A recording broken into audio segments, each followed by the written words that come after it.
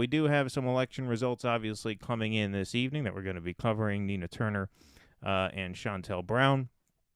You also have a pretty interesting race shaping up on the Republican side. You have J.D. Vance, the sort of new right Peter Thiel protege, and then you have him going up up against a guy named Josh Mandel, who's sort of like basically exactly his politics, more or less, but just not with the sort of endorsement of that sort of new right sort of coalition. So he's been endorsed by like Ted Cruz, that type of candidate. And then you have the sort of never Trump Republican candidate, Matt Dolan, who, if you watch the Republican primary debate, which I did actually today, just because I knew we were going to be doing this live stream, and I don't follow Republican primary politics very closely, obviously, but I did watch that candidate's debate, and man, that was a doozy. That was just an absolutely hilarious debate. I mean, this is going through? Yeah, this is going through. Are you back, Russell? Yeah, more or less. I don't see it, though. Well, I created a new link, so now you got to go to our channel. And just search, and you'll see it. I had to create a whole new thing. It was a very strange thing. I don't know what happened. Nicholas is saying he saw us the whole time. Sean is saying, I guess he didn't see us the whole time. So I don't know what the deal is with that. But in any event, we are here. I'm just going to create a new link for the Substack people right now because they were sent a bum link, and so that ain't really fair to the Substackers. But yeah, like I was saying, I watched. Oh, here. This is what I do. I don't need to create a new link. I'll just edit this post. Delete there. Click there. Boom. Now we're on. Beautiful. Look how I just did that real quick. See? I'm a pretty surgical operative. It's not us. It's not our fault. It's YouTube. YouTube. They're fucking us already. But anyway, I was just setting up the evening, Russell. I was just saying that we have Nina Turner and Shontel Brown, and then the Republican primary debate. On the show. Yeah, right. It's funny. I know there was a guy I interviewed way back a couple years ago named Jim Langford. He was a Bernie delegate who voted no on the platform. They're ready. There's going to be like Luke Skywalker on the planet with the milk creatures. Oh, you're chugging the milk. Oh, your lactose-free milk. They should sponsor the show, too. But Jim Langford was a Bernie delegate. We just gave them a plug, man. That was a good plug. You privileged the label. I did. Normally, they don't do that. Normally, in the business, you hide the label. Yeah. You didn't care. Well, because I'm trying to get us sponsors. Well, there you go. How many people in our audience are not lactose intolerant? Clearly, that is who we attract. I ate like a huge. I can smell the gas from here half the time we do the show. I ate like a huge log of mozzarella cheese with dinner this evening, so I really literally a log. Well, you know how they come in the log sometimes. Yeah. I mean, I didn't eat the whole thing. The family split it. But that's your Goya chef. Yeah, well, definitely. Kevin is here. Nice to see you, Kevin. I hope everybody's finding us here. It should be good. Now all the links are working. So anybody who finds us on Facebook now, the links are working. So I do apologize about that. We'll have to figure that out. That was pretty mysterious. But anyway, I was watching the GOP primary debates, which took place about a month ago before J.D. Vance secured the endorsement of Donald Trump. And it was just hilarious how they were all just clearly just auditioning for his endorsement. I mean, the amount of groveling for Donald Trump it was insane. It was actually pretty funny. And that race figures to be pretty close. All three of the frontier candidates who I just mentioned, Josh Mandel, Matt Dolan, and J.D. Vance were polling in the 20s. Latest polls have Vance up. But Dolan, the sort of never-Trump Republican, has been surging. And so that is going to be an interesting test of Trump's power within the party as we head into, really, the 2022 election season. And so that'll be something that we're definitely going to be keeping an eye on. And then, obviously, on the Democratic side, you had Nina Turner and Shontel Brown. I was mentioning before Russell did our lactose-free milk spot there that Jim Langford, who was a Bernie delegate who we interviewed a couple years ago, and he called into our Election Night 2020 stream.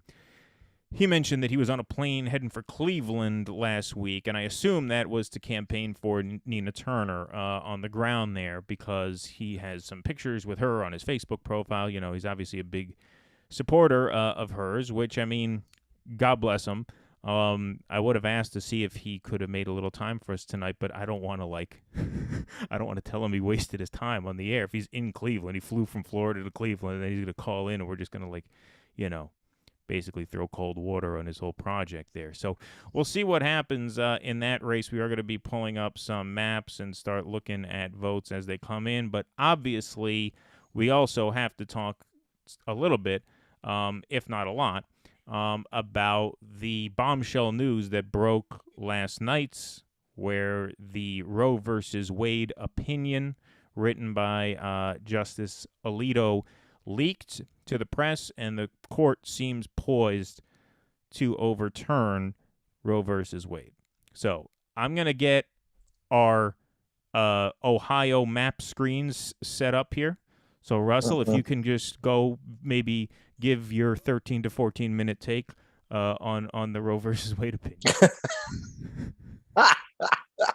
Well, because I'm a scholar in that subject. Yeah, exactly. It's bad for women. It's good for the Democrats. Right now, tonight, these are primaries, so it's really not going to make a difference. As far as I know, what are there, like 2 anti-choice Democrats, one of which I think Joe Biden spoke for. Was that the one? The anti-choice Democrat? Well, it's Henry Cuellar in the House. It's Henry Cuellar. And then one other, the one you're talking about. And then there's one other. So that, and I don't think either one of them is up for election tonight. So this isn't going to be relevant to the outcome tonight. For the midterms, could help them.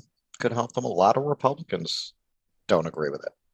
Don't agree with ending abortion. Then again, realistically, what are you going to do about it? You're going to create a federal law. Okay, you're going to need 60. If Joe Biden's going to refuse to get behind getting rid of the filibuster, and it's not even clear that he has that kind of juice anyway. He wasn't able to get his key piece of legislation through, so there's no reason to believe he could convince Manchin to do fucking anything. Manchin has made it very clear that he's not in favor of getting rid of the filibuster. So even if you do elect more Democrats, what are they going to do exactly? What are they going to do? But that doesn't mean that it won't drive fundraising and turnout in the fall, because it's not like Republicans are going to be dancing in the streets about this. It's actually this evangelical fringe that helps them win elections. They need them, but they don't really represent most Republicans. Most Republicans are not for outlawing abortion. They're not for going this far. They may be for like what they have in Mississippi, what the case that was brought by Mississippi that set all this in motion. They may be for the 15 weeks, but there aren't a lot of actual Republican voters who are for an abortion ban. So yeah, this could be the best thing that happened to the Democrats as far as the midterm goes. As far as women's rights in the country, we're getting medieval now. Well, look, I mean, there is a lot of pressure on the Democrats to do something right now. If you went online they're not gonna today, do shit. They're not going to. There is a lot of pressure on them to do it, which means that I'm not sure it's going to be as big a boon for them in the midterms as you might otherwise think. I mean, because they're not going to do anything about it. Because they're not going to do anything about it. Maybe. Exactly. You might be right. You had all of these, you had like Eric Swalwell come out and say, the way to protect women's rights is to vote blue in 2022. Sean Patrick Maloney, my congressman, said a very similar thing. And you even had, you could tell these were libs. These weren't like us. These weren't like left trolls going on there just to start shit up. There was this one woman who very sincerely, who was obviously a supporter of Maloney's, asked, like, I vote, I donate, I volunteer for Democrats. What else can we do besides Those are voting? your three mistakes. Yeah, well, she says, what else can we do besides voting to make a difference? And I replied to her, I'm like, have you ever considered that voting isn't making a difference either? Like, at a certain point, like, I think this reality is going to set in with people. I feel like it is setting in. I'm seeing more and more people who took the position that the Democrats are trying their best. They don't really go there anymore. Some people do, but I've seen a lot of converts. I've seen a lot of people come around to this is a disgrace, who never would have said that before, who would have blamed a lot of the people who used to blame it all on the Republicans. Watching this shit show play out, you really have to be blind, deaf, and dumb not to see that this is hopeless. This party is hopeless. Its leadership is hopeless. The whole way the system is structured is hopeless. So you may be right. Because they're not actually going to do anything about it, it may not help them as much as one would think. Well, look, I mean, if the election were like today, it would probably help them. Well, sure, but as this summer and the fall goes on, you're going to see just a completely impotent response from this party. We'll get more into this in a minute, but let me just play Joe Biden. This was today. This was remarks he gave today. This is a truly stunning clip that I will play right now. Sir, the president do away with the filibuster to codify Roe. I'm not prepared to make those judgments now. I'm not prepared to make those judgments now. If not now, when? right now is when you would have to be prepared to make those judgments. No. Yeah. All right, I can go on forever, but it'll take us forever to get through this video, so let's just play it. But I think the codification of Roe makes a lot of sense. Look, think what Roe says. Roe says what now we have to sit through this. Basically, the religious mainstream talk. religions have historically concluded that the existence of a human life and being is a question. Is it at the moment of conception? Is it 6 months? Is it 6 weeks? Is it quickening, like Aquinas argued? I mean, so the idea that we're going to make a judgment that is going to say that no one can make the judgment to choose to abort a child based on a decision by the Supreme Court, I think goes way overboard. Thank you. All right. So, I mean, first of all... they did. Look, and I'm not for this decision. But that's not actually the decision. The decision is it's up to the states. No, right. But, well, first of all... They didn't outlaw abortion. They just threw it back to the states as it was before Roe. Don't say abort a child. That's something that you're not supposed to say. Abort a child. I mean the whole philosophy of being pro-choice is that and really the whole philosophy of Roe is that this is a privacy issue, meaning that if a woman does not want something in her body, that she should be able to take it out of her body. But, past 12 weeks is when the first brain waves develop. It's just not like rhetorically to your benefit to utter the phrase abort a child. This is where, look, and I am pro-choice on the privacy and on, who is anybody else to make that decision for another person. But I've always thought the argument that it's not a child is like sophistry. I've always thought that was fucking absurd. So as Philip K. Dick actually wrote a short story taking that on, where you could call the truck to take away your child until they were 13. You're really parsing it. Okay, so they're not a child, as you just said. They have brainwaves. I feel that's beside the point. It's not up to the state to decide that.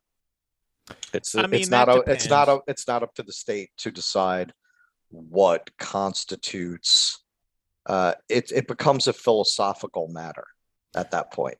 Well, right. And I'm just I saying- feel philosophically it's not logical to say that it's not a child. It's a child at a certain stage of development. But I mean, it's a being with no bodily autonomy whatsoever, and so if Sure. it has no autonomy at all, to the point where it doesn't even have brain waves yet, how appropriate is it to afford well, that? but then you start getting into, okay, so once it has brainwaves, then what? No, Okay, I so once understand. it has a All I'm heartbeat, saying then is what? that it is an open. But this is exactly why the state doesn't have a place here. No, I agree, but I'm Because just saying you shouldn't. you get into philosophy. Like for Yes, me, but what I'm logically, saying it doesn't is- follow. What I'm saying is, because it's a lot grayer than it being, just a child. Okay, you shouldn't say things if you're the president and you know that the right is out there calling your coalition child murderers. Well, of course. And the phrase of course. "abort a child" Well, not a great phrase to use the day after this opinion leak. Of course, if your objective is to push a pro-choice agenda, yeah, you dutifully do not use that word. I'm Right, just that's what saying, I'm saying. the way that the pro-choice forces dutifully avoid that word has always stricken me as artificial, which you have to be. You have to be. Yes, you cannot be out there saying abort a child. I mean, at that point, you're almost conceding the entire argument. Well, right, that's what I mean. That's their entire argument, that that this is a human life. See, I'm basically accepting their argument, and I'm saying that it doesn't really make a difference. It doesn't matter. Right. They Yes. should have the right anyway. Yeah, no, I mean, I feel pretty much the same way. But, the other thing that people are talking about now is, well, this is not another thing. This is actually related. It was in that video. Are you going to move to codify Roe versus Wade? Are you going to abolish the filibuster and codify Roe versus Wade? Now, first, let me just explain what they mean by codify Roe versus Wade, because a lot of people just kind of haphazardly throw that out there as if this could all be fixed with a magic wand if they just codify Roe v. Wade. It is true that passing a federal law guaranteeing a woman's right to choose would go a long way in protecting reproductive rights, even at this stage, even right now.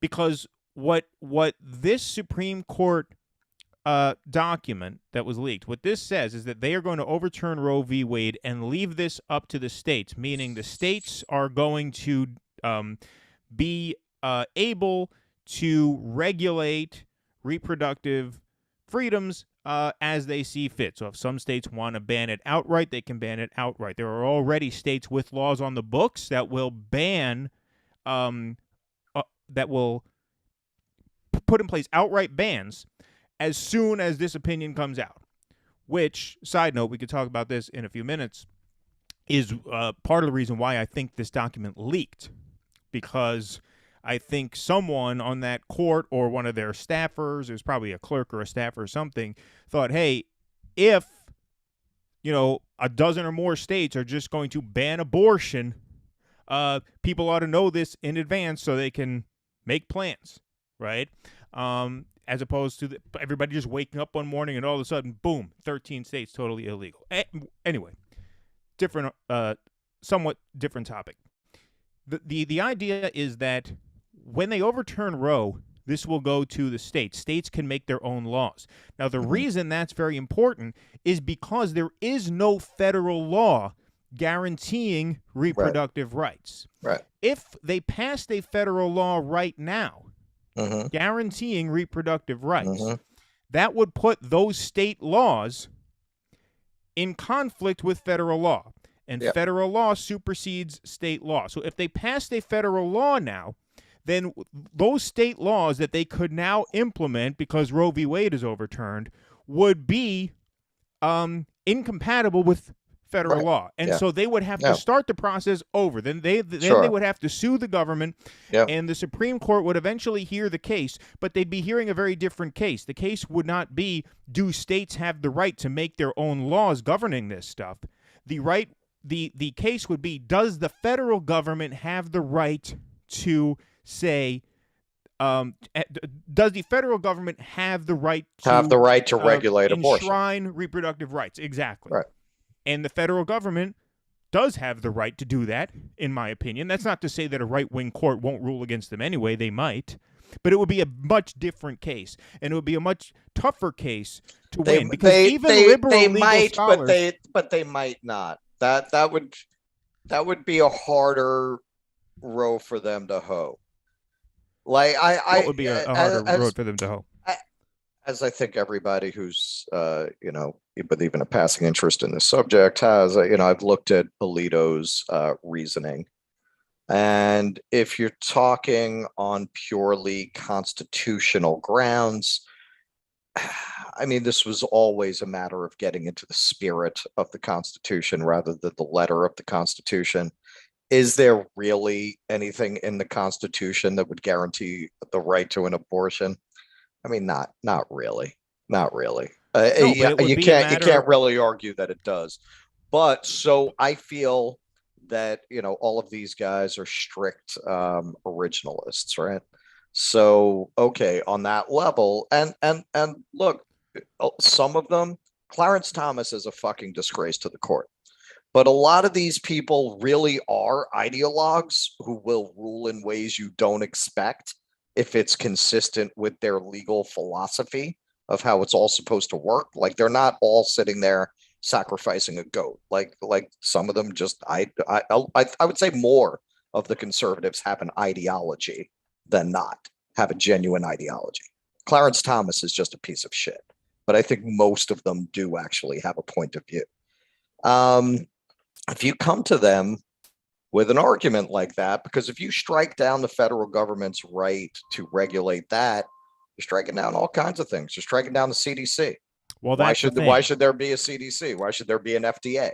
That's the key question. That's the key distinction that everybody has to understand, is that what Roe v. Wade says is that it is constitutional to guarantee abortion access on privacy grounds.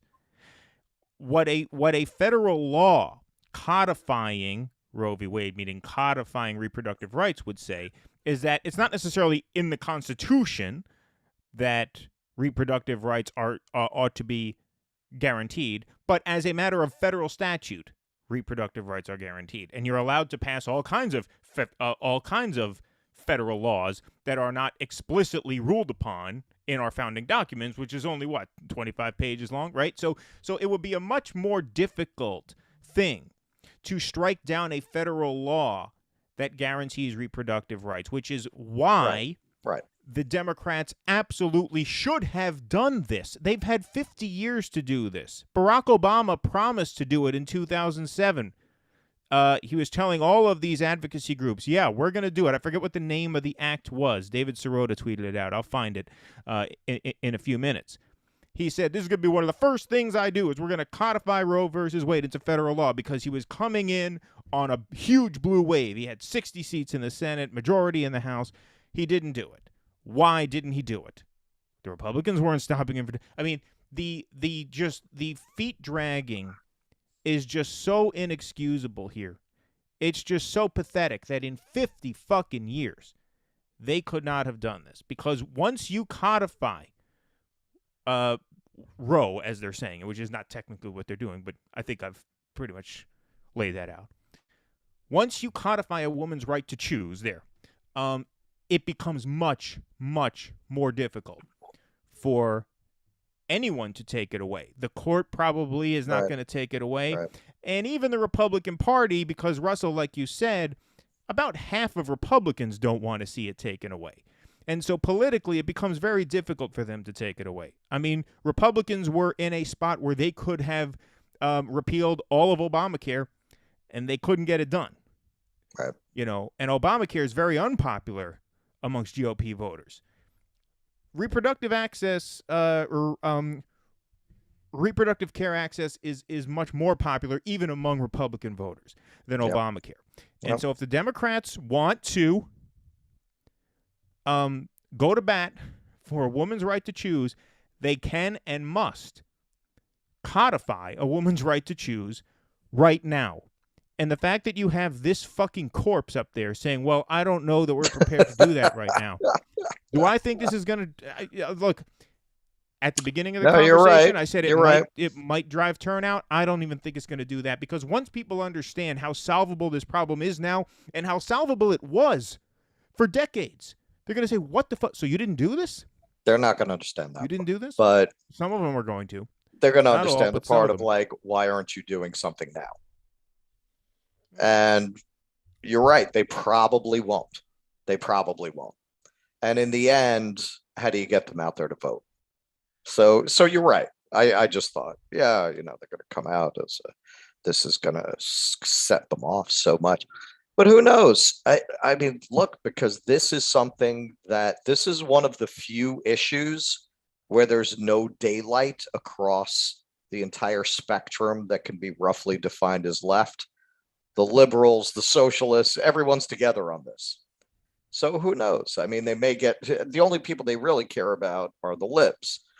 And this is one of the only things that the libs actually care about. So they're going to get a lot of shit from the people who are their real base. So who knows? Maybe they'll do something. It's just that under Biden and under this leadership, what they would have to do, they probably wouldn't do.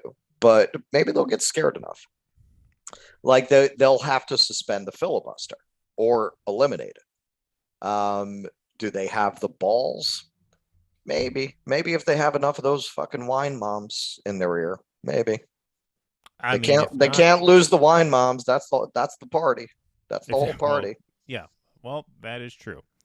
All right, we'll talk more about this in just a moment, but it is election night, so let's do an election night game break, shall we? Here we go. Now we're talking. Now we're going to get our little board going up here. Can everybody see where we're at now? Oh, Vance is in the lead. Ohio. J.D. Vance, author of Hillbilly Elegy.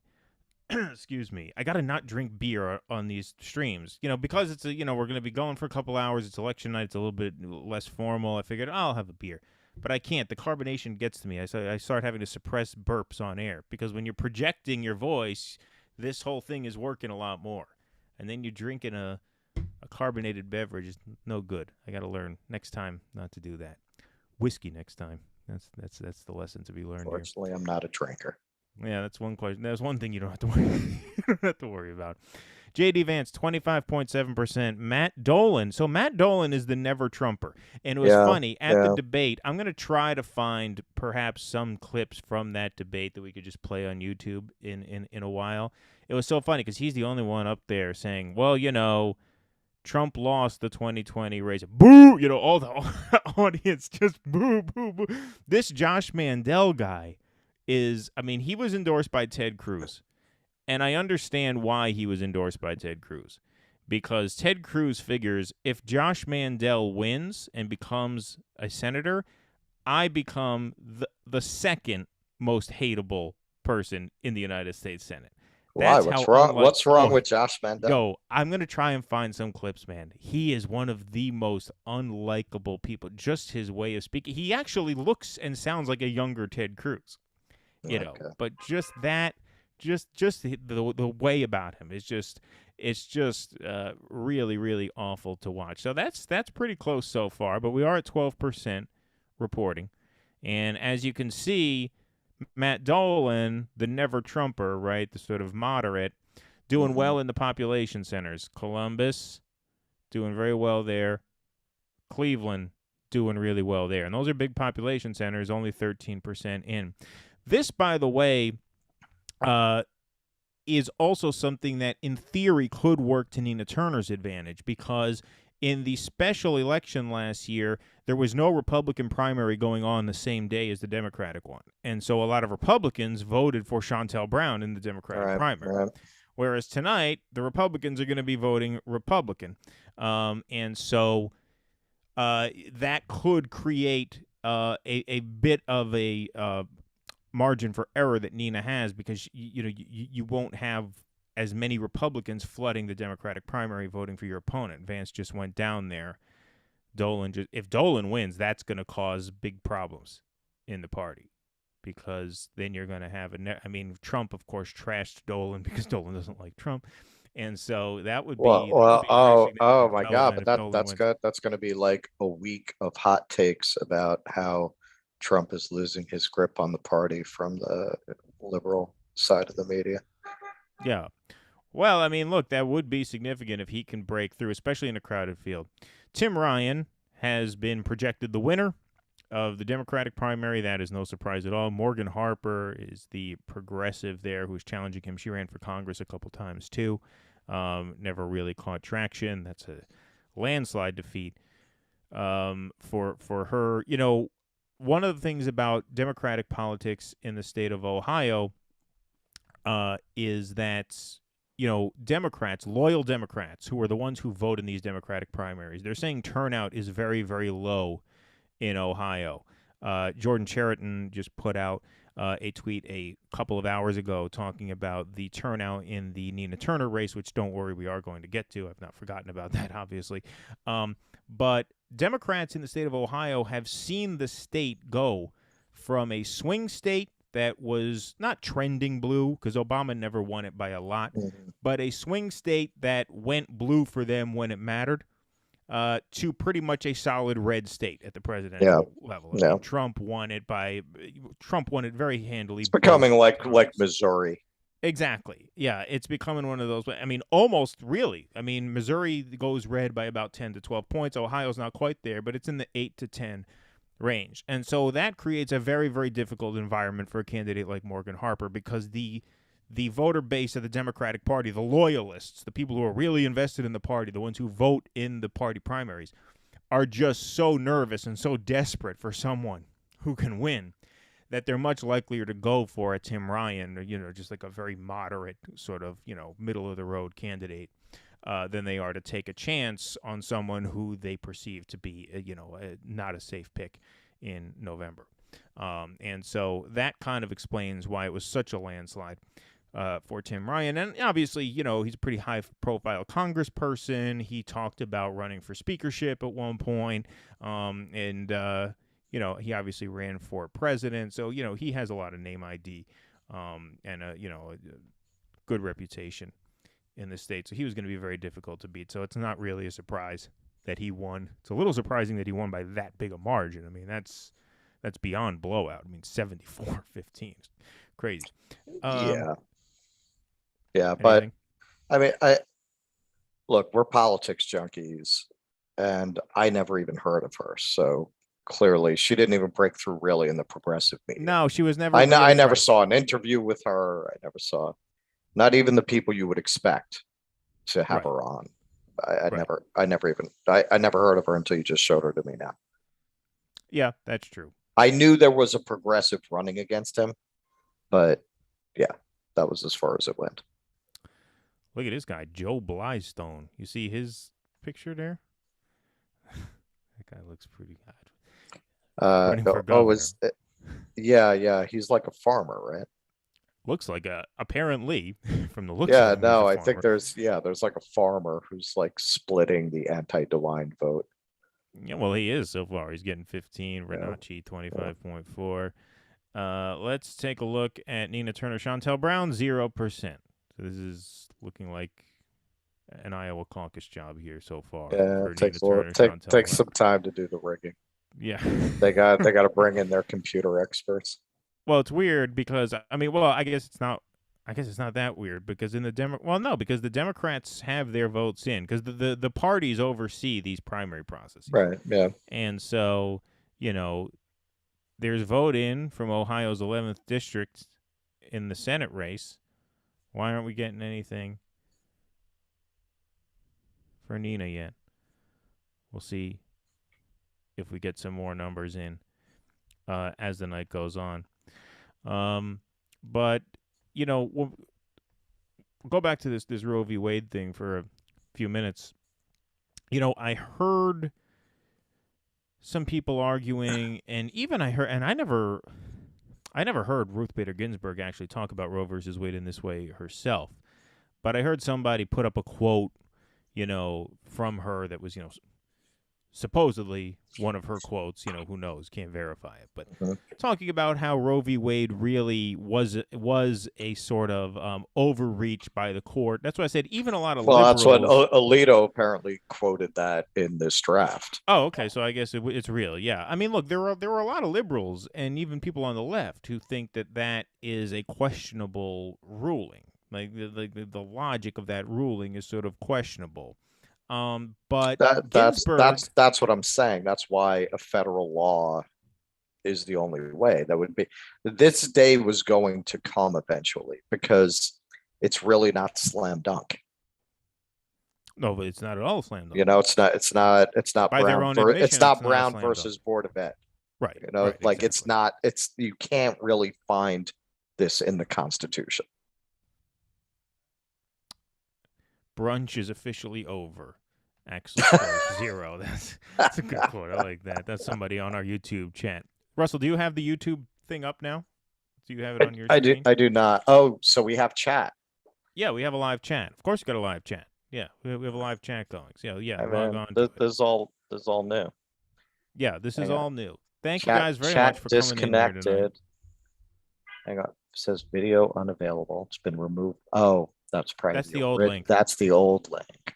We apologize to some people who may have clicked the old link. I don't know what happened. It's a mystery. I'll have to look into that.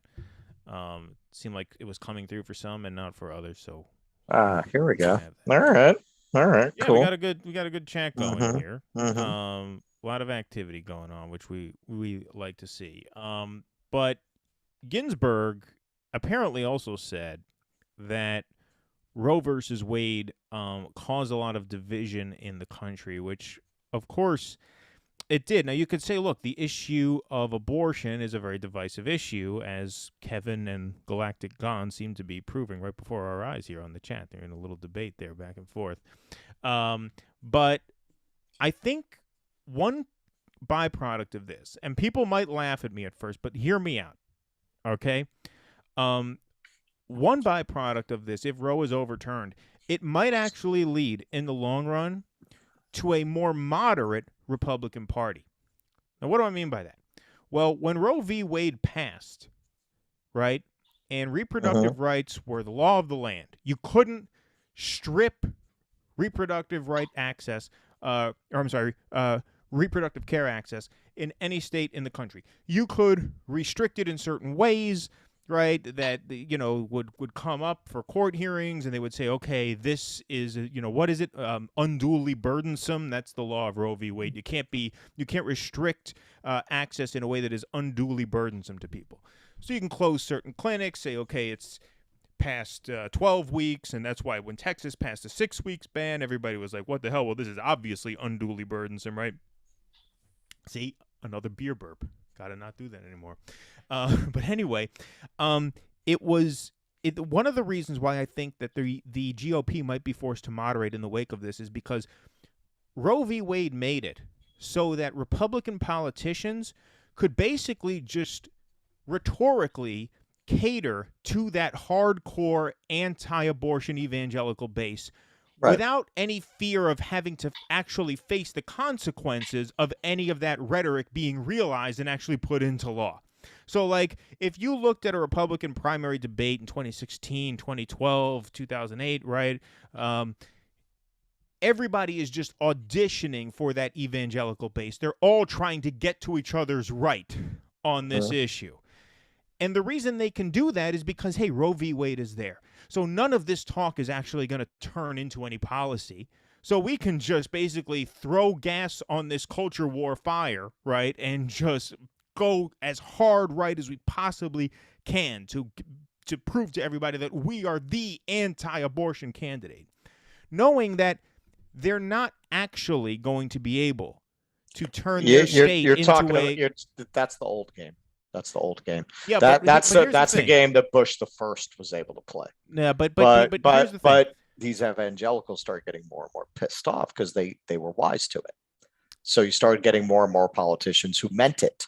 They started sending more and more people who actually meant it, and even people who behind closed doors might not agree with it, who were prepared to go through with it. And that's been the landscape for a good 20 years now. All right, but what I'm saying now is now without Roe v. Wade there, right, you can actually, if you follow through on that rhetoric, it is possible to turn your state into a Handmaid's Tale dystopia.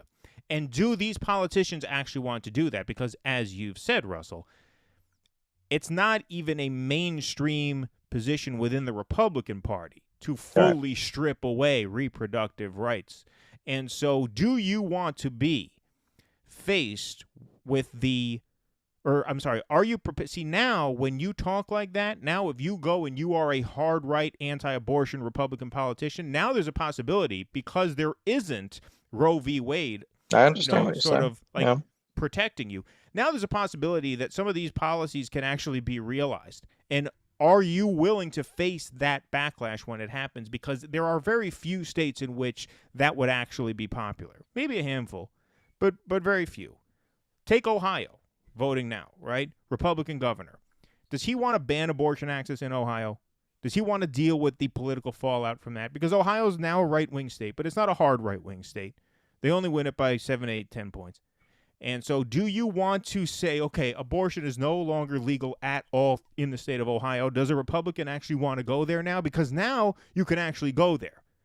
Before Roe v. Wade was overturned, you could go there rhetorically, but you can't actually go there. Now you can actually go there. So now there's going to be actual consequences to this rhetoric. And I don't know. I think it might force a lot of Republicans to be like, well, come to think of it, I don't know how anti-abortion I actually am.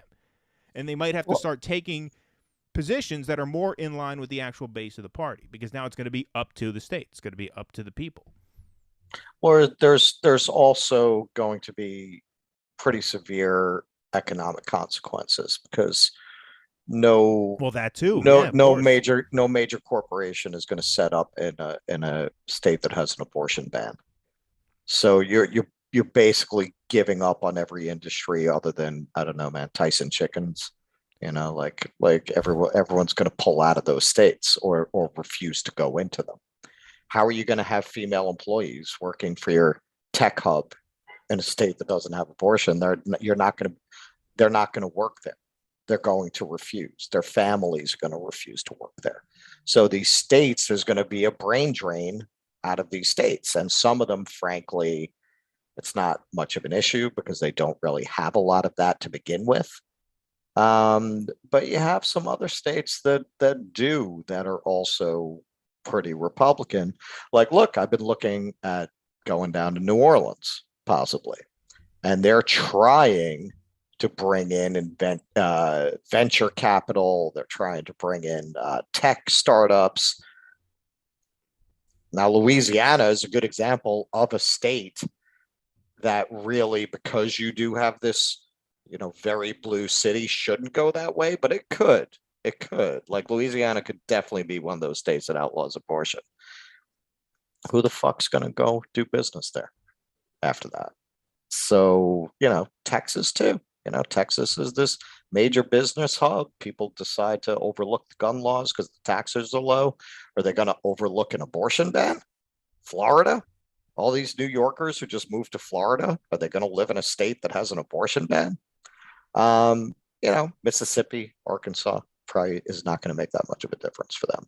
But there are a lot of these other red states where the economic consequences would be pretty devastating of passing a law like that. Yeah, not to mention the burden on, social services that's going to come with this. I mean, the more women you force to carry babies to term, the more parents there are going to be who have a hard time taking care of the kids. I have a great anecdote. I have a great anecdote related to that. All right. Okay. I love anecdotes. See, when we have to do a couple hours, it's great to have anecdotes because there's nothing, the music to my ears. So go ahead. Well, that's why I'm throwing one in. Okay, so, I used to drive a horse and carriage. And I used to all the time, a lot of the tourists to New York are red staters. And I used to all the time get the red staters, because back then it was still like something people talked about, how much safer and cleaner New York is now. And they love to talk about Giuliani. Yeah. Oh, Giuliani really cleaned it up, didn't he?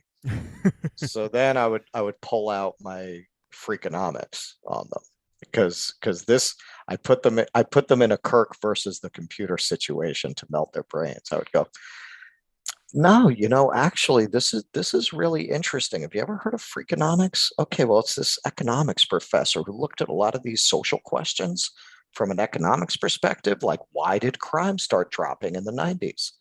Okay, so this is really crazy. So the prime criminal years for most people, most places, are young men between the ages of 16 and 24. That's your prime demographic for criminals. So 16 years after the passage of Roe v. Wade, crime starts dropping nationwide, not just in New York, the whole country. 16 years after the passage of Roe v. Wade. And to really show it's not a coincidence, there were 4 states where abortion was legal before Roe v. Wade. And those 4 states, when they passed legal abortion, their crime rates dropped 16 years later. So the reason probably that crime started to drop, not only in New York, but nationwide, was because of Roe v. Wade, because of abortion. And, you get this dead silence after that Well, from conservatives. I mean, look, they had no, because it just brought together all of their fetishes into one big tuna melt. It's fucking crime and punishment and abortion and welfare queens. Like it was all there in just one anecdote that they had no idea how to handle. well, that's what Hitchens always said, and I'm sure he wasn't the first or the only person to say this, but, the key, if you want crime to come down, if you want economies to flourish, if you want a more equal society across the board, the key to that, in every example. I did, Kevin, I did not make big tips off those people, but I made up for it with all this. He always said the key to that is the empowerment of women. And give women control over their own bodies, and you will see a lot of those social ills start to be fixed, start to fix themselves. I had a question for Axel Strife, who asked me that implies that evangelicals have a shed of logic in their political leanings. What was that in reference to? Because I said that a few minutes ago. So if you want to type a response to that, just to clarify that, I'd be happy to answer that. But we do have a development, and it is I think, a fairly big one, even though it's only 17% reporting. Not surprising news, but really crushing, depressing news here. Out of Ohio's 11th district, Shontel Brown, 70 to Nina Turner's 29. Yeah, I mean, what's the surprise? 17% reporting. Well, the thing that makes this especially bleak is that this is from Cuyahoga County, which is a Turner stronghold last time. Mm-hmm. And so, I mean, you can call this basically a very large poll at this point because it's only 11,000 votes, 17% reporting. Those initial results have Nina at 30%. 30% in Cuyahoga County. That's going to be called very quickly, I think. And it's nothing that we did not predict. We both said we think she's going to lose this time by a bigger margin than last time, because she's going up against an incumbent this time. And there were people talking about, the district has been redrawn and now the Republicans are voting same day. I even cited that earlier. You're not going to beat an incumbent. You're not going to beat an incumbent 1 year in to her term, especially, and we've said this before, we said it a million times, especially with this brain-dead voter base. It's just not going to happen. No. I mean, the thing that, we took a little bit late spring, early summer of 2021, this show sort of took a little bit of a mental health break. We weren't doing that much. And I had some physical health scares of my own, which thankfully cleared up since. But, that and the sort of slow news slog and stuff like that, we just kind of needed a break from it for a little while. And so we were still doing the show, but not with the same regularity. And it was Nina Turner's defeat that sort of jolted the show back into action, because the episode that we put out after that got a huge response. And that's what sort of, convinced us to keep going, I guess, that the audience was still there. And we basically said, Yeah, then, look, I got a call from like 7 in the morning. I want to get the band back together. Yeah, right. Exactly. We're getting the band back together. But all we did was fight back then, Keaton. You remember what it was like? The drugs, the girls. You're a family man now. Think of the twins. I was a family man when we started the show. In fact, there's only one episode of the show that I've ever. Only the first episode of the show was the only episode that we ever recorded before I was a dad. I recorded that one about 3 days before I gave birth to my twins, and I actually have a funny anecdote about the second episode of the show. Hang on, I just want to talk galactic. Yeah, go ahead. Go on. Okay, so listen, man. You don't know what fucking crime is, okay? How old are you? You have no fucking idea. Go watch Taxi Driver. That's like a fucking documentary of the world that I grew up in. Crime is going up. It would have to go up like 5,000 fucking %. Cops used to drive by the fucking prostitutes sucking dick on 42nd Street when I was growing up. Literally, the cops would just drive by because it's just like whatever. they had other things to do. So yeah, man, it was a very, very different world than the one you live in today. Maybe we'll go back there, but that will not happen overnight. It took 30 years for things to get this way. It would take at least 15, I would say, to get back there. And it would probably take longer than that to get back to that. All right, cool. Thanks for answering him there. Okay, Axel responded. By the way, Axel, I mean, you don't have to say your name if you don't want to. This is your YouTube tag. But are you one of our followers from when we did the Facebook streams, or did you just find us on YouTube? Just out of curiosity. Just, just doing a little market research here.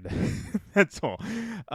You said, I don't believe the Republican Party will have to move more moderate within the next generation. The evangelicals can look to the reps and say, see, these people are doing God's work. No, the evangelicals are going to stay as hardcore as they are. I'm not saying that. I'm saying, will Republican politicians have to sort of policy-wise distance themselves from them a little bit?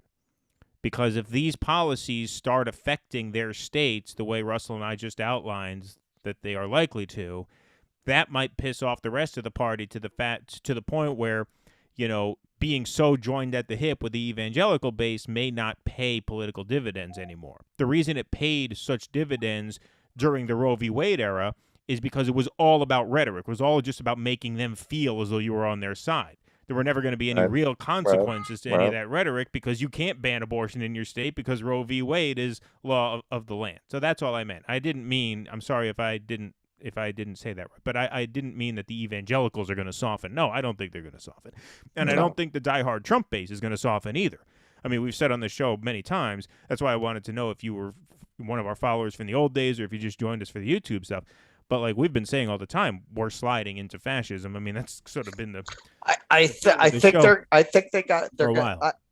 this is a sticky problem for the Republicans. I didn't get a chance to go take a look at it before we went on air. But Paul Joseph Watson, who I consider a pretty good barometer for the new right, the thinking of the new right. He threw up something basically, the baby killers are upset or something like that. He's very talented. But can they really sell that? I don't think there are a lot of new right Republicans who want to outlaw abortion. Well, that's what I mean. It's all fun and games until you actually start banning abortion. That's what I'm saying. That's what I'm saying. Yeah. Like I can see from that title that he's going to try to turn this into a owning the libs thing. And I don't think he can do that with this. I don't, because there aren't enough people on that side who agree with it. Look, the whole owning the libs phenomenon, which, hey, we've engaged in that quite a bit ourselves.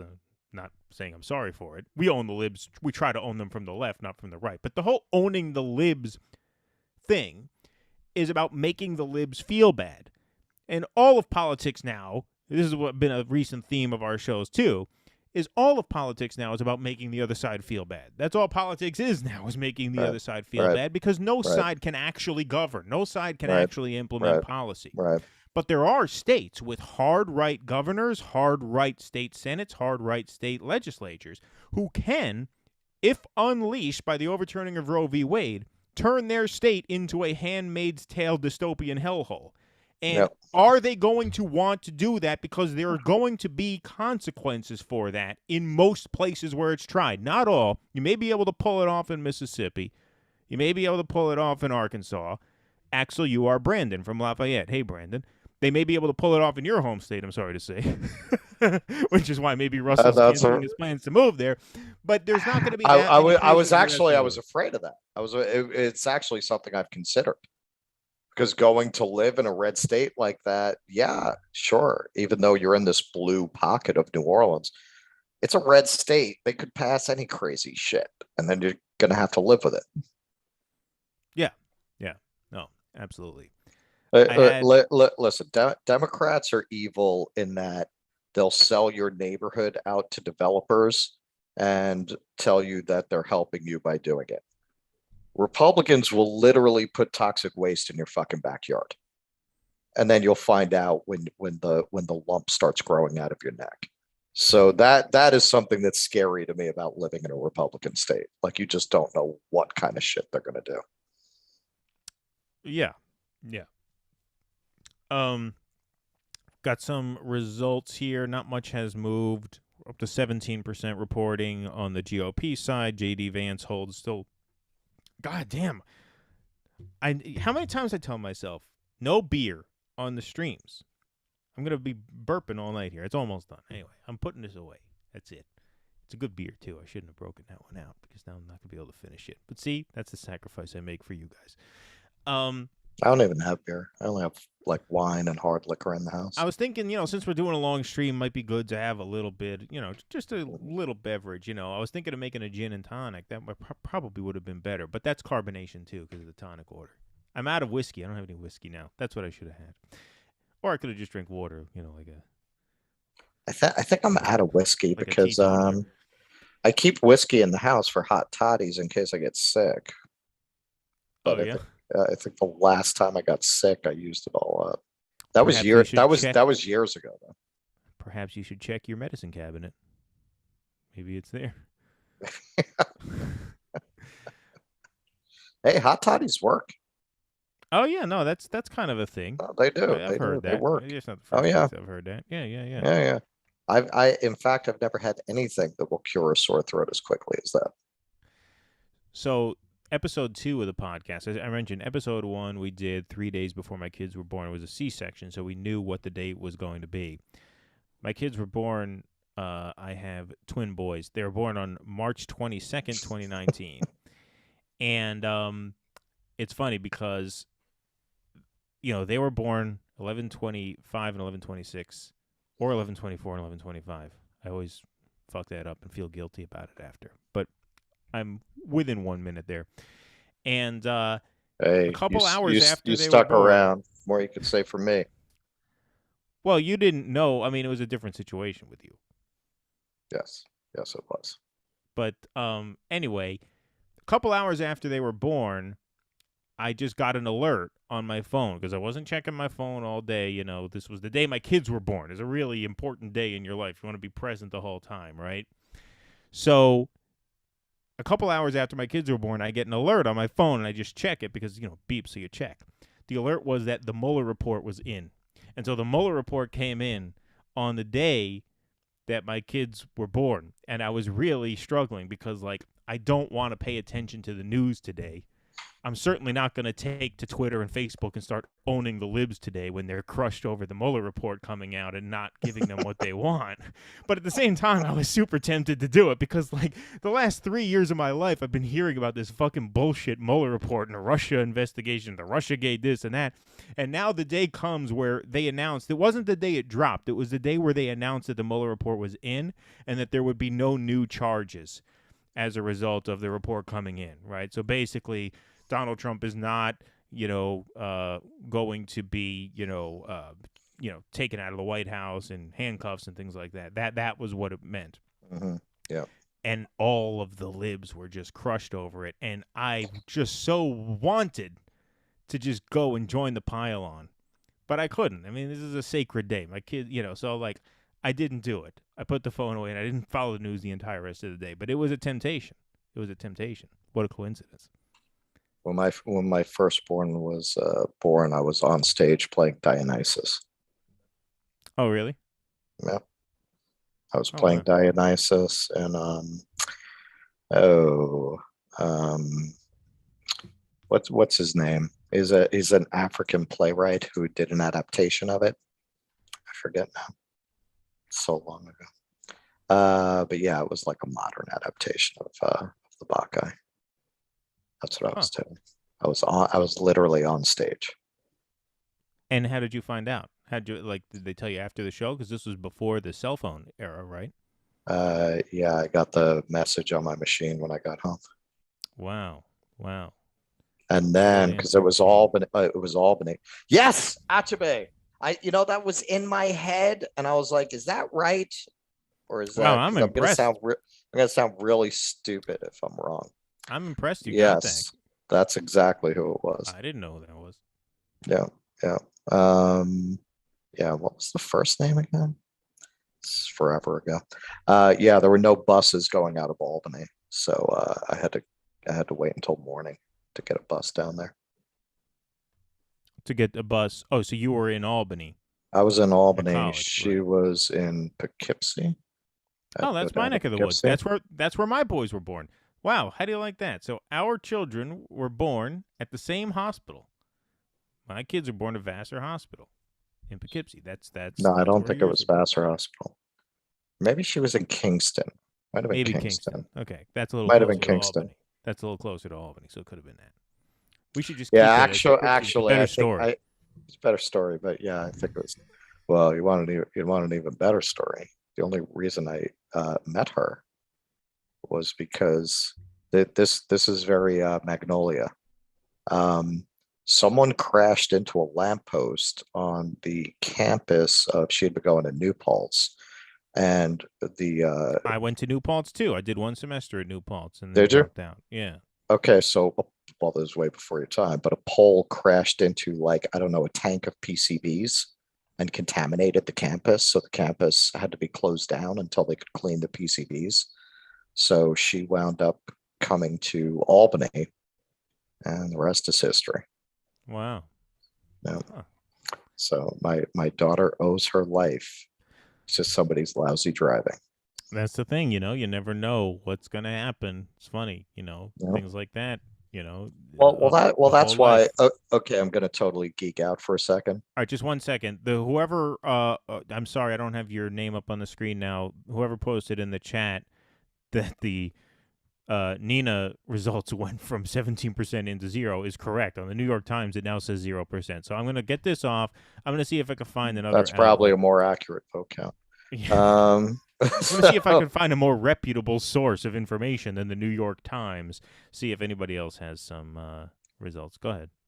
Okay, so this is why, you get these alternate history fiction books that will try to project out decades and centuries into the future.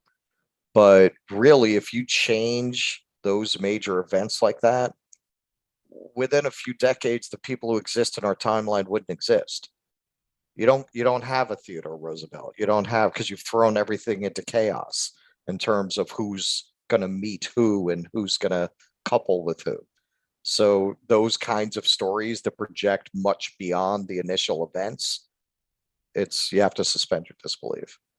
Like if you're going 100 years out of drastically changing an event like the French Revolution, probably most of the people who exist in our timeline wouldn't exist. You would completely reshuffle where people are and who meets who and what events would ensue, and you would have a completely different population. Well, now especially with the online dating and stuff like that, I mean, that's how a lot of people meet now. Yeah. It's not like random anymore. I mean, it's random in the sense that they show up on your phone, I guess, however that works. But yeah. I mean, Like the crazy I shit do you miss the days when you had to screw up your courage and walk into a fucking bar. Yeah, right. And like talk to a random stranger and try to get something going on. I mean, that took balls. Yeah, yeah, indeed. Now you don't have. Now there's no need to do that anymore. No. Not if you don't want to. I Does mean, you still anybody do can. that? Does anyone do that really? Well, Anymore? not only not only does no I need mean to do it, I'd be afraid to. that's the Today. thing. There's no incentive to do it today because now forget it. Now Right. you get me too'd over that. Exactly. All right. So here I found this is NPR, which is I wouldn't even want to ask her sign. ask for what? I wouldn't even want to ask what her sign is. Who knows how that's going to be interpreted? Was that your pickup line back in the day? Hey, what's your sign? No, it was just a cliche. It's just a cliche. No, I was never somebody who would ask somebody. Excuse me, what's your sign? No, it was a cliche of pickup lines. Yeah. No, I play it by ear, improv. All right. So the AP results on NPR are the same as what the New York Times results were before they took him back. The AP is saying this is with 14.7% of the votes counted. New York Times was saying if it was 17% of the votes counted. But either way, yeah, Chantel Brown 70-29, and if those votes are coming in from Cuyahoga County, then that's pretty much curtains for Nina, I would think. Which is what we said all along. I mean, it's really a very puzzling thing to I mean, this is what you said. What the hell is she doing? I mean, what the hell is she doing? What are you wasting your time with this for? She's a very dynamic person. She has great leadership qualities. She could be a very effective grassroots organizer. She should be touring Amazon warehouses with Chris Smalls, rather than fucking putting herself through this bullshit for no reason. I don't know what. Well, did you see that Ocasio-Cortez? Oh yeah, let's talk about that. What a fucking disappointment she is. Okay, so here's what happened. So fat lying piece of cowardly garbage, Mark Pocan, went on MSNBC yesterday. I guess like late morning, early afternoon. We did a segment on this last night. Let me see if I have the video. I might even want to just replay that just for the hell of it. Yeah, I do. Here. So why don't we just replay that just so everybody has the context. So this is Mark Pocan yesterday morning. See, you're lucky. I didn't clear this off my laptop yet. On MSNBC explaining how the Progressive Caucus came to endorse Chantel Brown over Nina Turner, because there was a lot of people who were asking questions. Well, okay, it might not necessarily be surprising that the caucus as a whole voted to endorse Brown because she did buy her way into the caucus, and there were a lot of people in the Progressive Caucus who don't belong in a Progressive Caucus. It's almost 100 members in number. And so there's a lot of progressives, like Hakeem Jeffries, for example, is in the caucus. Jerry Nadler is in the caucus. These people really don't belong in any organization that calls themselves progressive. But, okay, so if they outnumbered what we would think of as, the quote-unquote real progressives, AOC, Rashida Tlaib, Ilhan Omar, Mark Pocan, who's co-chair of the Sanders campaign, then we were a little bit curious. Hey, how was this decision made? Was it called for a vote? Did anyone in the Progressive Caucus stand up for Nina Turner? And they were just outnumbered? Or did no one stand up for Nina Turner? And Mark Pocan spilled the beans yesterday morning on MSNBC, gave us the answer. So let's take a listen. As you know, there's big disagreement right now in your caucus over this race, Chantel Brown versus Nina Turner. Bernie Sanders is standing by his endorsement of Nina Turner, despite the CPC's endorsement of Brown. And if you think about it, one of the strengths of your caucus is your ability to stay unified. What do you make of this divide? Does it spell trouble in the future for your caucus?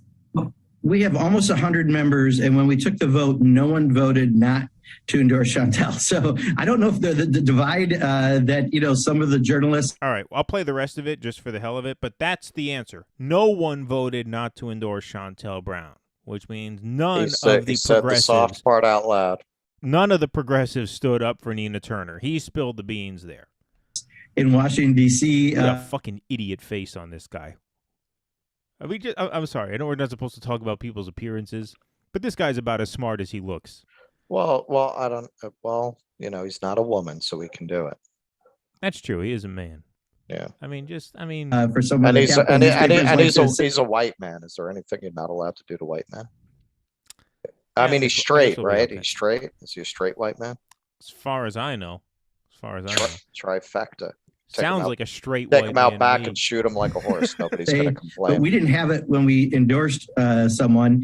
And, the good news is you've got two great progressives running. I mean, we like this option. What I don't want to have options is where we got people who are, not going to be supporting things like Medicare for all and other priorities. Here you've got people who are. And that's the other thing. So that's the insult. I mean, the insult of trying to convince your base of people who not only put you in office, but has really enlisted in a project of electing you and the people like you and more people like you in the hopes that you could take over the party, right?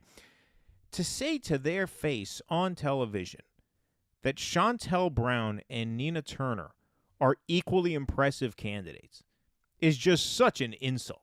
I mean, it is just such an insult to the intelligence of your own base. Like, how dare you fucking say that? You're going to say that Shontel Brown, recipient of AIPAC money, Republican donor money, big oil money, you're going to tell me, who's in the new Democrat caucus. She caucuses with the third way Democrats. She bought her way into the CPC the day before Nina Turner announced she was running, probably for the sole purpose of securing their endorsement. And this fucking lying piece of shit is going to go on TV and try and tell us that, no, they're both great candidates. It's great that we have two impressive options here. I mean, what a fucking asshole. Well, there's one exception I take to your analysis. You're talking about him lying to his base. They no longer have a base. They have no more base. We were their base. And they pissed off that base to such an extent that, yes, they're in safe blue districts. They can't really be challenged by Republicans. And certainly, I think our cohort is over this whole game. We're not going to primary them from the left. So they're just going to get absorbed into the establishment. That's what I heard, Kevin, too. $400. That's what Alexander Salmon, reporter for the American Prospect, told us when we interviewed him. It was $400 to join. Yeah, you give it to him in the bathroom. Yeah, along with another membership. Yeah. Along with another rite of passage. Dues, yeah. With other dues. Yeah. Yeah, I mean they're just ridiculous. It's but they have, if they're going to play this game, there's no real incentive for them not to, right? They're going to get the goodies. They have to get rid of us. We would hold them accountable. Well, they want to get in on that insider trading money, all that. Well, not just that, but good media treatment. I mean, we mentioned in the segment look that how we nice recorded they're the other being to day. them. Look how nice the MSNBC Yeah. anchor is now being. When was to the last progressive. time they said anything mean about AOC? Right, exactly. And they never used to get good press back when they were the disruptors, right? When they actually were doing anything that their voters wanted them to do. Exactly. And so the reason we played that clip is, so that aired like midday. And, we picked up on it. Not that we're a big channel. AOC is like the most disappointing thing in my life since Phantom Menace. Yeah, that makes sense. I mean, I wasn't a Star Wars fan, but I went and saw the Phantom Menace. I thought it was pretty awful. But anyway, that comes out at midday. You heard rumors that it was that bad, but you didn't want to believe it. And then when Jar Jar walks on screen, you realize the rumors were true. Yeah. And your heart just sank. Oh my God, the rumors were true. This really is this bad. So Kevin says AOC is Jar Jar Binks. So there you go. That might be a good name that you can. She is. Now she is. Yeah. So that segment that we just played, where Pocan spills the beans and says, no, actually, no one had a problem with endorsing Chantel Brown. That airs around midday. All right. Indie media picks it up, right? It makes the rounds. You know, she gets tweeted at a lot because of that. People are like, oh, okay, so everybody decided to screw Nina Turner. It wasn't just that the good progressives got outvoted by the lousy ones. No, everybody said, yeah, fuck it, Chantel Brown. And so a couple hours after that breaks, she decides to endorse Nina Turner 12 hours before voting starts. Yeah. You want me to believe and after early voting has been going on for 2 weeks. And early voting has been going on for 2 weeks. Exactly. So you want me to believe that that was not a response to this Mark Pocan video here? Of course it was. It had to be. It's the only reason it could possibly be. That because until then she was just kind of hiding on that issue. She was just kind of, you know, she wasn't making a statement as on many others. She's catching a lot of heat from the people who elected her. And she's probably feeling it. She's not at that point yet. She hasn't done the ritual where you literally cut your heart out of your chest, put it on a plate, and offer it to Nancy Pelosi, and she wolfs it down in exchange for another 10 years in the leadership of the caucus. So, you know, she still feels guilty. I think that's part of it. She's going their way. She's going. The people who said that she's going to transform into, you know, you've seen these memes of, you know, AOC in 40 years and she turns into Pelosi. Now I think they're right. You're watching her become one of them year by year. She's more of an establishment politician. All right, let's see if we got any more results in here from these districts. Nope, 70.1. Mike DeWine, he's got it. That's been projected. I guess Blystone couldn't pull it off. Although Blystone won a few districts there. That's pretty impressive. He won a few counties, rather. Yeah, that's pretty good for Blystone. Congratulations. Good for him. would never happen in our fucking primaries. No, that's for sure. J.D. Vance is holding strong there. Opened up a slightly bigger lead here in the Republican primary, and Dolan has dropped pretty far down. He's dropped below Mandel, and you can see Dolan is really only competing in the cities. He's only competitive in the urban areas: Cincinnati, Columbus, Cleveland, which I guess, you know, in a Democratic primary, that's significant because that's where all the voters are, because these cities are mostly Democrat, although Cincinnati is actually a fairly Republican city. But I imagine Columbus is very heavily Democratic as well. But in a Republican primary, winning the cities doesn't do you much because there's not a lot of Republican voters in the urban areas. There's probably as many Republicans in Cleveland as there are in some of these more rural districts because Cleveland is so overwhelmingly blue. So, Vance seems to be running it up here quite a bit.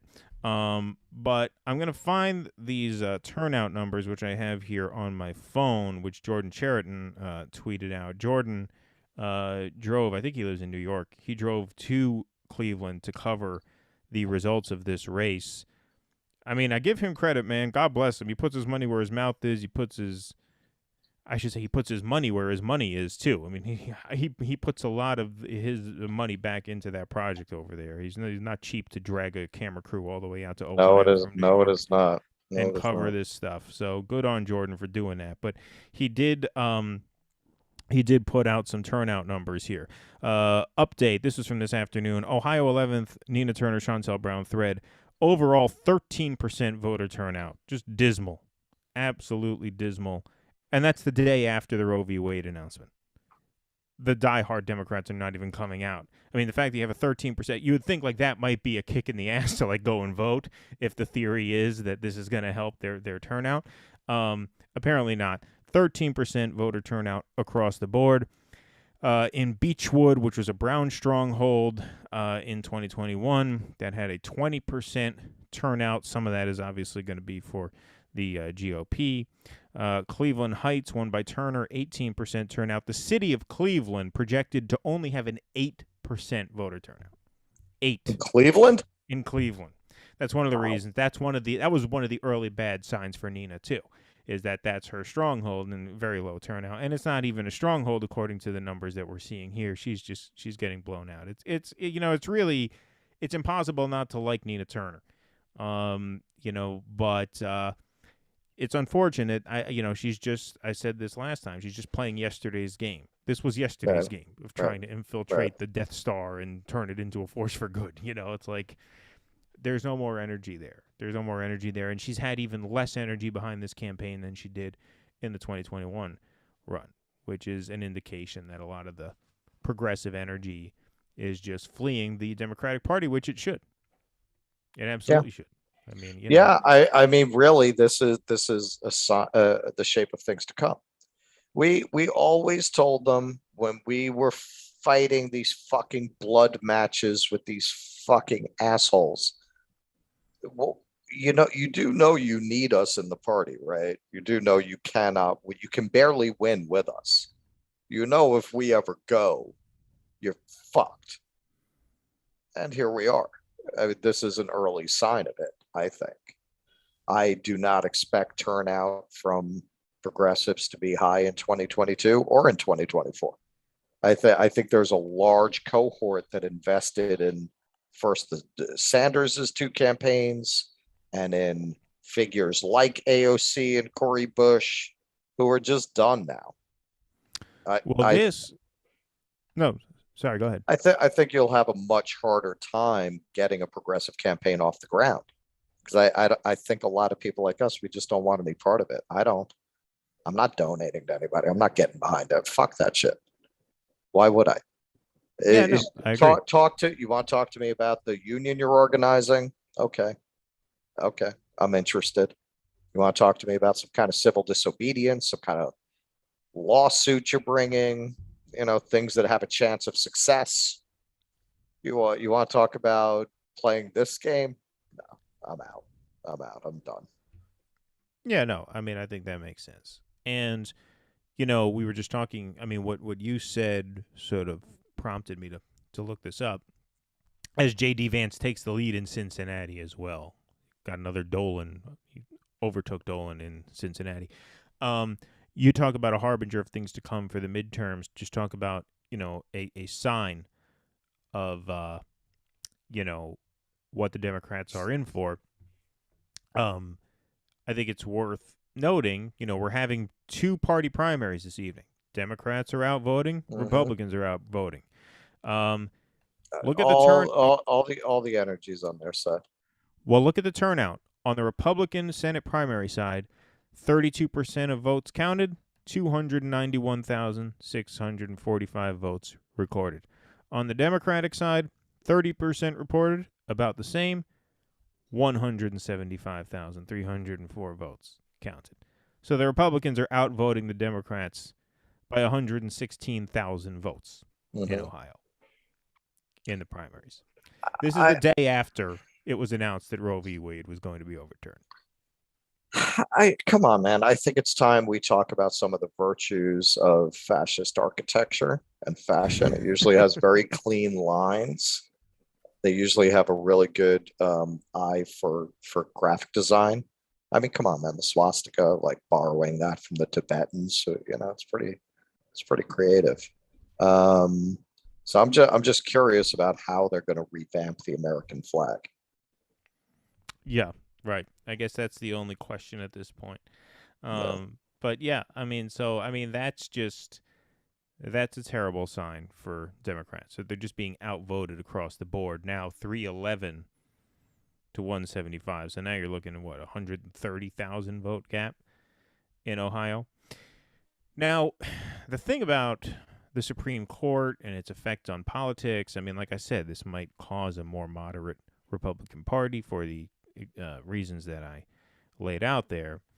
But the Senate is obviously, who confirms Supreme Court justices and things like that.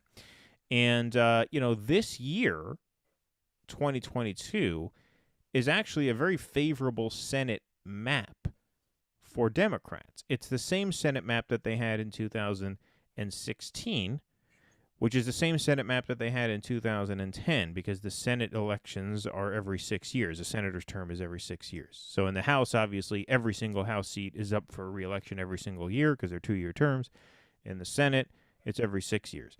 And so, 2018 was a blue wave year for Democrats in the House. They picked up a lot of House seats, but they actually lost seats in the Senate because that Senate map favored the GOP. A lot of the swing states that leaned blue were not voting that year for a Senate race. This year, you have the same map as you had in 2016.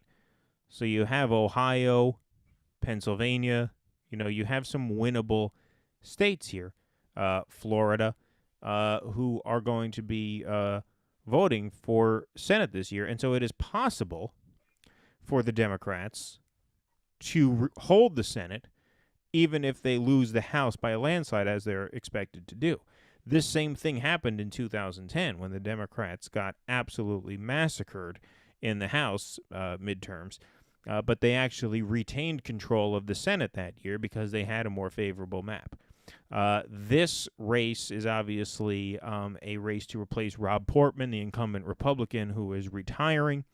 And it looks very much like J.D. Vance is going to be the guy who is going to get that nomination with the endorsement of Donald Trump. And it seems very likely that endorsement of Donald Trump is what put him over the top. Keep talking about J.D. Vance. Keep going. Why? Keep going.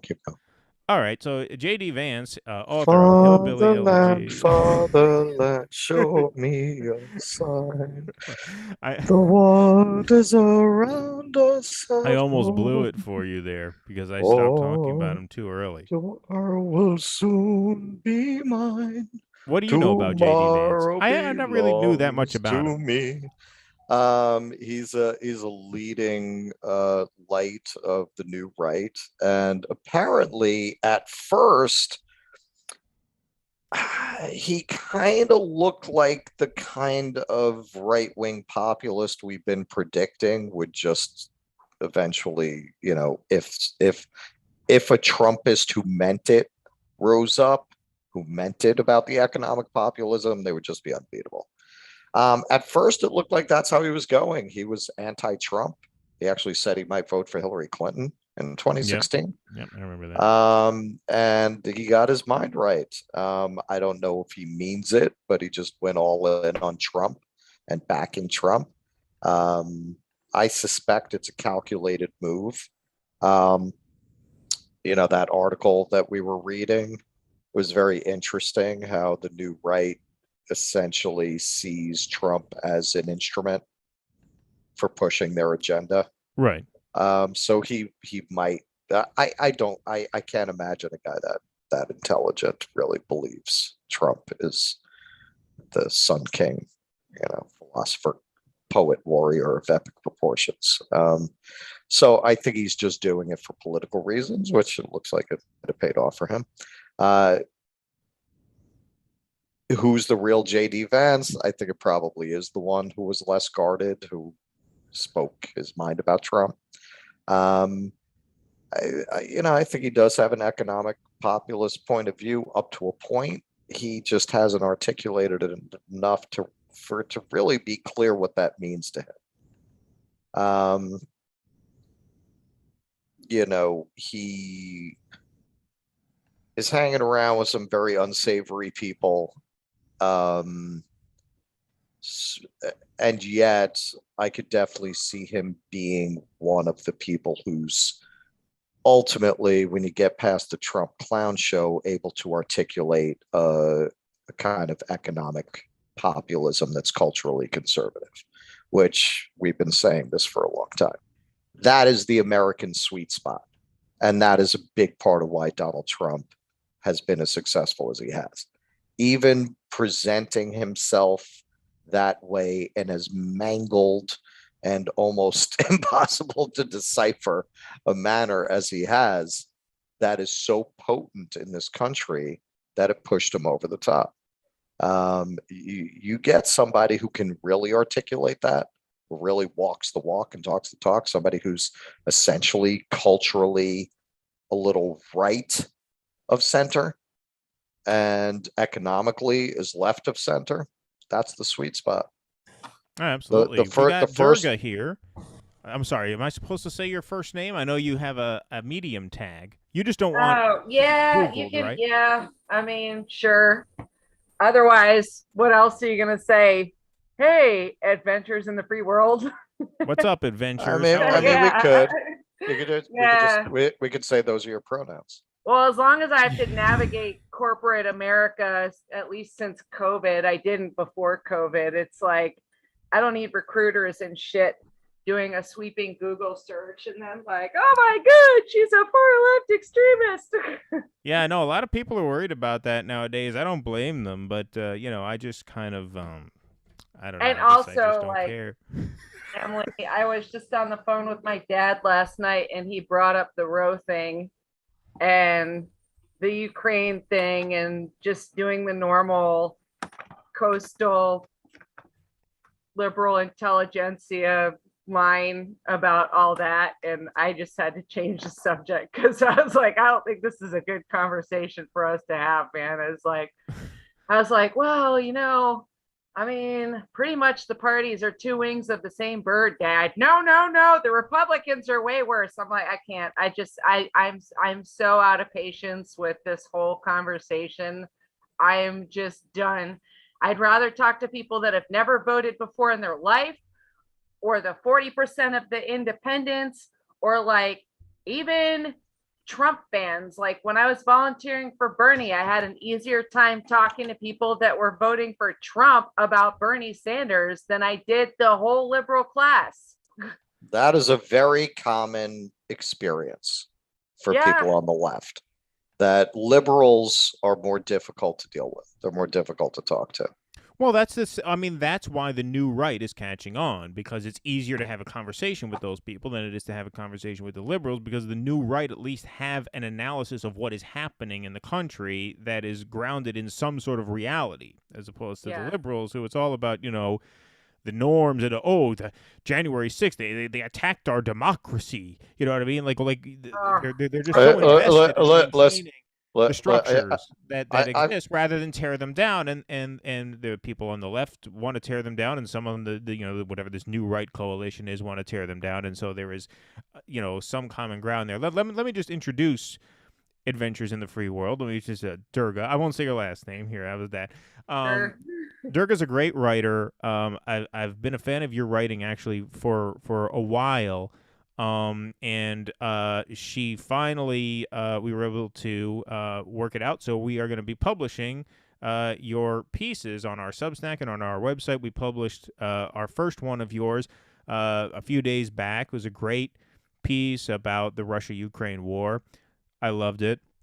And so really excited to have you writing for our site. It's great. So look out for Adventures in the Free World on our Substack and on our website. And I'll post the Substack links. Absolutely. Nice to be on your site. Half the comments on that article on my Medium are the usual calling me a Russian bot thing. I would imagine that's fairly common on Medium. I would fairly, because it's just that kind of crowd, like so much. Because like a lot of Medium writers are like, whatever, top 10 latte shops in Portland, right? Well, and you're also talking about chances are there are many more people on Medium who paid for it. Because like if you're like me and you refuse to pay for it, you can only read 3 articles in a month. Yeah. So most of the people who are going to be on there on the regular are paying $5 a month. Yeah. So that's Libville. I'm saying that's mostly libs who are paying. Yeah, absolutely. I don't know if we're on a specific topic, but since you're on here, Russell, I didn't see your Dem Exit article back during the election, but I just read it last week. And I sent that one to my dad. I don't know if he's going to read it, but you and I were, I did. I sent him that. Oh, and he started in on young people not voting because I was like, well, Dad, I think boy. the only thing that's going to solve the road problem is enough people getting in the streets. And I don't see the will for people to get in the streets. And he's like, well, maybe young people will finally get involved. And he started getting all flustered and everything. And I knew it was going to go down the road of like, if only they would just vote. And I was like, I can't. So I was like, tell you what, I got a couple great articles. I'll send them to you. And I sent him the Gen Z one. And I sent him yours, but I'm sure all three of us are 100% convinced that Biden was going to get clobbered, absolutely clobbered in the general election. Why did he win? Well, COVID. Well, Russell wrote the Gen Z article COVID. too. Oh yeah, well, Yeah. it was obviously, yeah. I mean, it was obviously. Yeah. No. Okay, I'll do you one better. I mean, I you mean, know, like, if I this thought that isn't might this. be it, but it didn't seem like enough. Well, it was barely enough. It was an apocalypse, so yeah. It's partly generational because, like, my father literally hung up on me a couple of weeks ago, for getting into stuff like this. And listen, my father is not a member of the East Coast Intelligentsia. My father is a fucking Tom Waits song, but he's from that generation.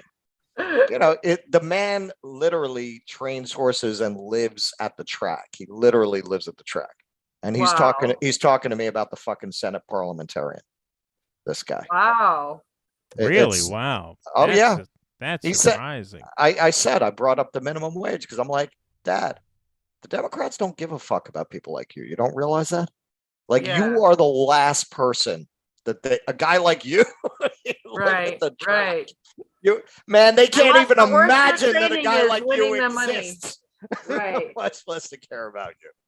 And he said to me, no, it's the Senate parliamentarian. I'm like, are you fucking kidding me?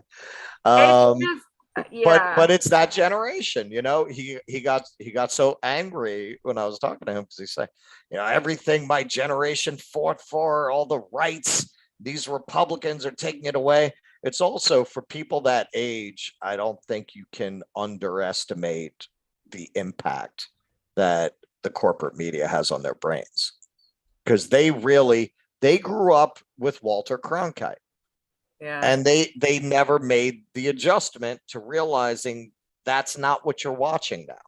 Yeah. That news that you got back then, that's not what you have today. They don't understand that it's a commercial infotainment product designed to stimulate the lizard brain and get you really angry and hooked, so you'll keep coming back day after day. And they're playing on your sense of tribe and on your sense of purpose. This is one of the reasons I think it really appeals to old people, because it makes them feel like they have some mission, right? Oh yes, come back and we'll tell you more. The way that the World War II sentiment in the country was like, we all pulled together and sacrificed for the war effort, and Rosie the Riveter, that whole icon. And I just They don't understand how corrupt things have become. They look at Joe Biden, they see FDR, they don't understand what they're really dealing with. That actually, the Gen Z article, I talked about that, how, people when they get older, they have a way of looking at the world that they're used to. So over time, you become increasingly out of touch with the world as it is. And I think that's why the Gen Zers are turning into these like libertarians, because they see what it is. Looks like some more results are in from Ohio's 11th. Chantel Brown still 69.9 to Nina's 30.1. That's 26% reporting right now. So. I'm completely unsurprised. Are you? No, of course. Of course. Shocking. That's basically what we thought.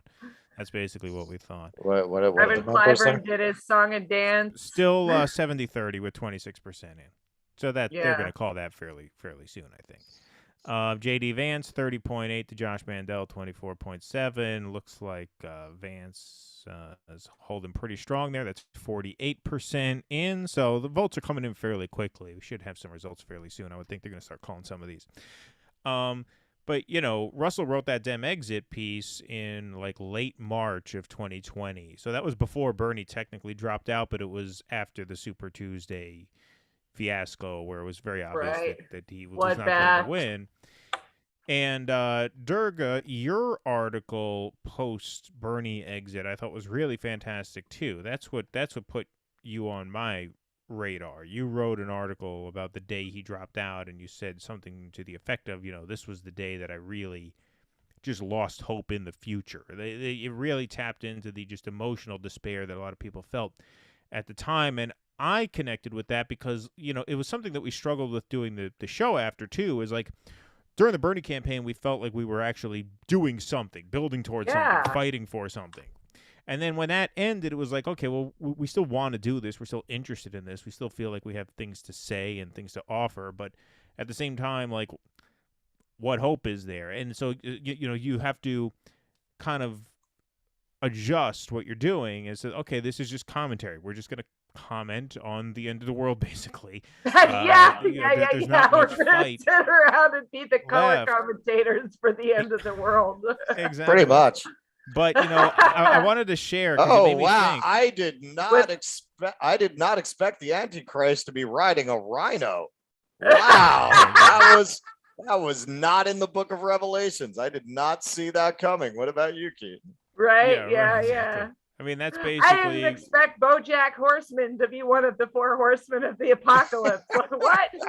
Kind of literal, isn't it? Wow. Yeah. But yeah, I mean, so that was the adjustment that we had to make, and your article just was so emotionally resonant. It made me think because while I was phone banking for Bernie one day, I had my little boy on my lap, and my wife actually snuck in and she took a photo. And here, I'll share this with everybody because your article just made me think of this. So this is me with my little guy. He was, I think, what was he? 11 months old at the time. This was, because he was born March 22nd, 2019, as you mentioned earlier. And this was me phone banking for Bernie with the Sunrise Movement, late February of 2020. And it was really a gratifying thing because, you got your little guy in your lap there, and you really feel like you're doing something for him. You really feel like you're doing something to give this guy a better world to grow up in. And then when that collapsed, thanks to the illegitimate party of Democrat filth and scum's last-minute maneuvering. I'm going to make that phrase stick. That's going to be They took your last piece of chicken. Exactly. It just really filled you with this great sense of loss for what the future could have been. And so, your article is really great in that way. That's what put you on my radar. And so, like I said, I'm excited to be publishing. By the way, Durga, you have Kevin here on our chat. Loved your article, not our apocalypse. Oh, thanks. Well, that was the first one that we published of yours. But there's explore all of her other stuff. It's all great, and we'll be publishing some other stuff that you've already done, right? You want us to publish? I would really love that. Yeah. And you're going to work on an Obama tour one, right? Say what? You're going to work on an Obama piece, right? That was what we were talking about. Yeah, because you guys have noticed he's doing his annual song and dance again. The usual censorship is good for democracy and voters quit asking for stuff, just vote blue. It's always the same dog and pony show.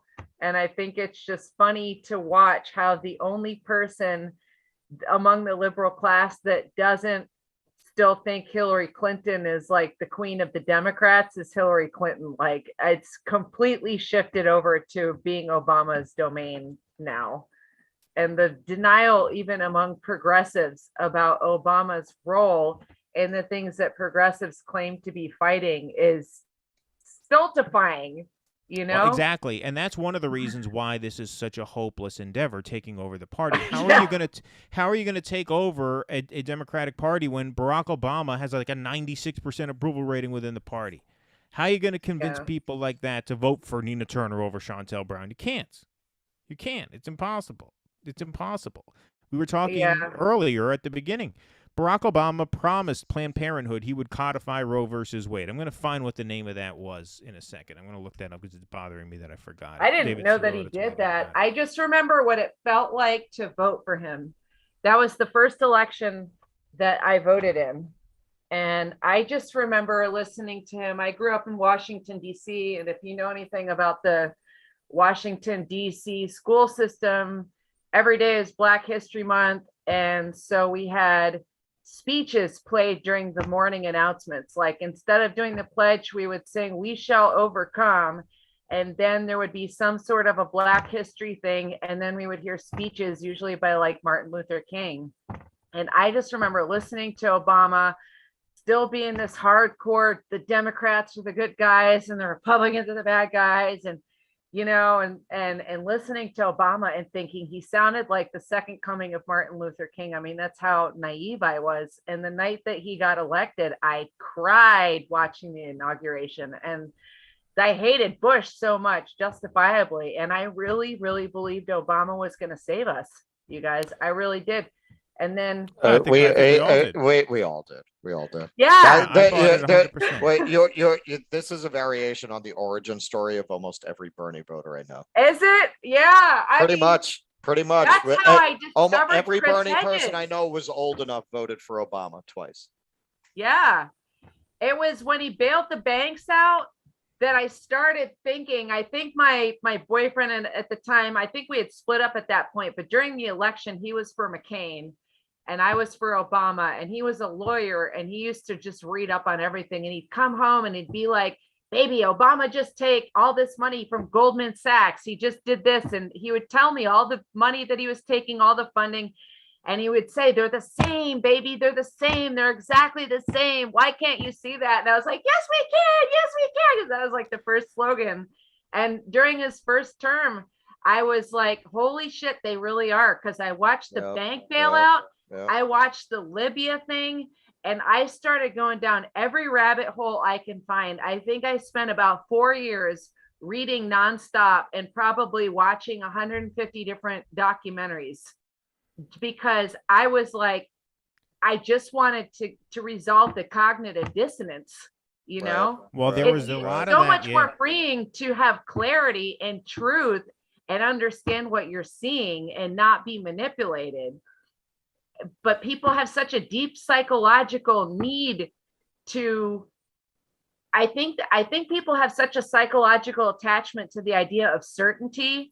And certainty has to look like if there's a bad guy, then there's also a good guy. Well, exactly. And I can make myself feel better because I voted for the good guy. And as long as I know there's a good guy and we talk about voting for the good guy, one day everything's going to be okay.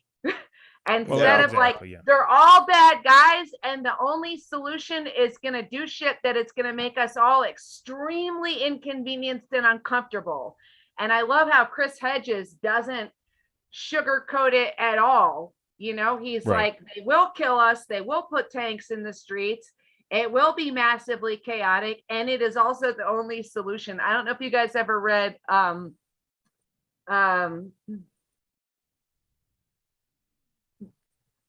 well, his the most moral recent one is imperative the of farewell. revolt. Oh, okay, no.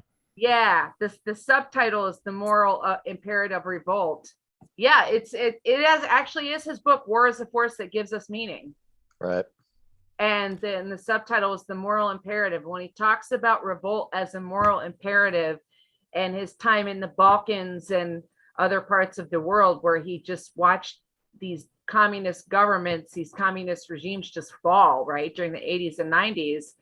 And he talked about the dignity of the struggle, even when you knew that the struggle was something you were going to lose. And it just brings me to tears when I hear him talk about that, because there's a part of me that just wants to get the fuck out. Like, I don't want anything to do with this. Like, I want to go and enjoy my life and get the most out of it. Why do I want to do a revolution? None of these people were fighting for me, you know? Yeah. Bad Faith was just talking about this when Brianna had her last interview with Chris Hedges. She was saying if it's going to take generations to see any kind of change, then what's the argument for any people, young people, to stick in this struggle rather than just wanting to go off and live their lives and get the most out of it that they can? Yeah, I mean, look, I understand that. I didn't watch that whole interview, but I did watch that portion of it. You know, with the Obama phenomenon, because I have the article that Sirota linked to, so I'll share that in a second. But you know, because this deals with the very early years of his time in the White House, and you know, he had a lot of people under the illusion that he was going to save the country. And I think the difference is, at the time, I think a lot of people felt the country could be saved and was worth saving. I think that's one of the main differences. Because, like, look, supporting Obama and voting for Obama and electing Obama was, in a sense, and I know you guys are going to scoff at this when I say this, but just hear me out. In a sense, it was a radical act, in the sense that it did give a lot of people who had never had any love for this country or any hope for this country this feeling of love and hope that change was in the air. A perfect example, I was not on this trip because I had to work the day of the vote and the day after the vote, but my parents and my brother went down to Philadelphia the day of the vote to knock on doors and, you know, get out the vote for Obama. And they watched the returns come in a campaign office in South Philly, the ghettos of South Philly.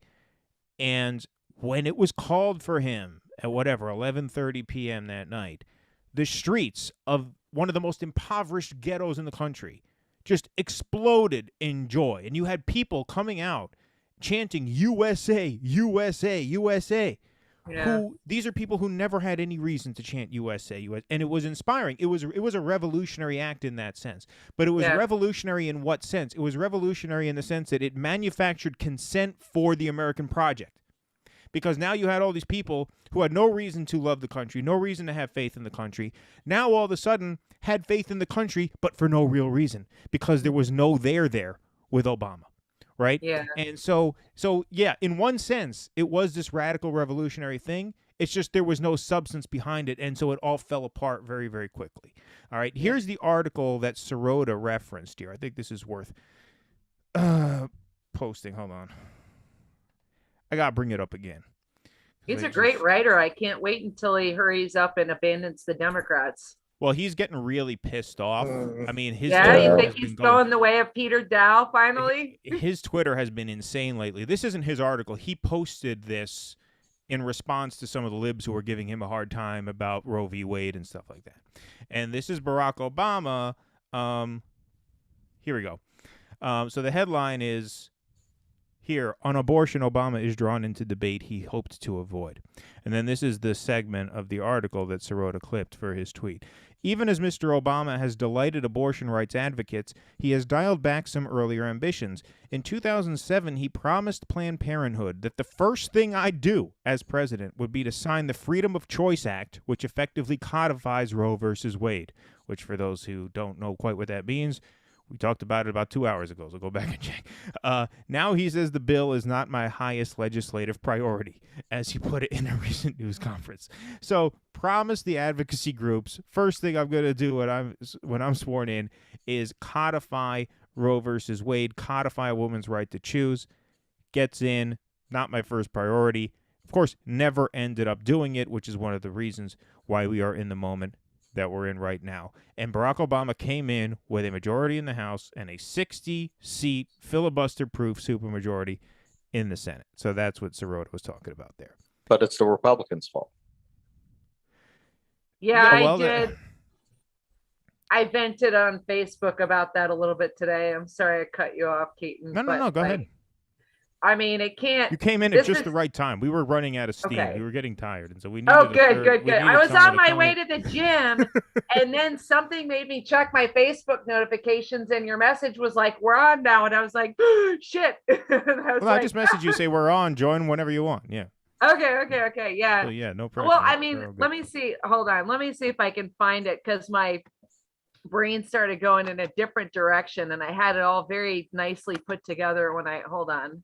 Here it is. Because it's so aggravating, right? It's so obvious. We all see it. We see the discussion start up. We see the liberals and the progressives do the whole, but the Republicans, oh my God, this is the GOP's fault. And it's like, it can't be more obvious how this stuff happens and what the role of the Democrats is. And it can't be more frustrating when they don't see it. Like, no matter how bad it gets, right? It's just ridiculous.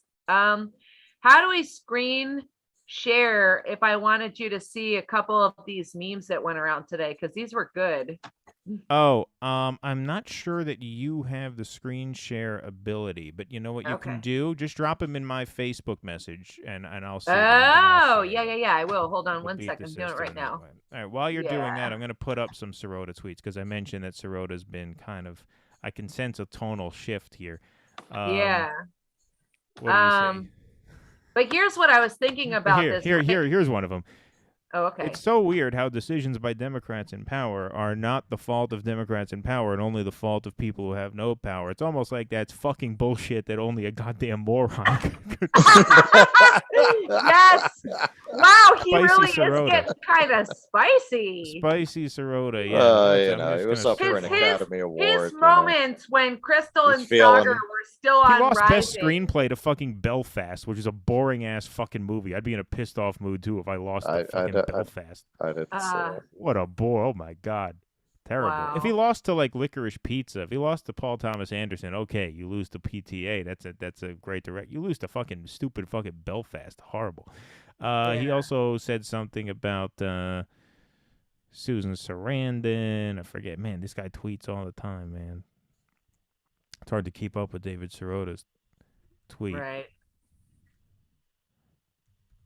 I sent them to you. I want to circle back to that open letter I wrote to. Yeah, go ahead. Huh? I'll find it while you're setting it up. Okay.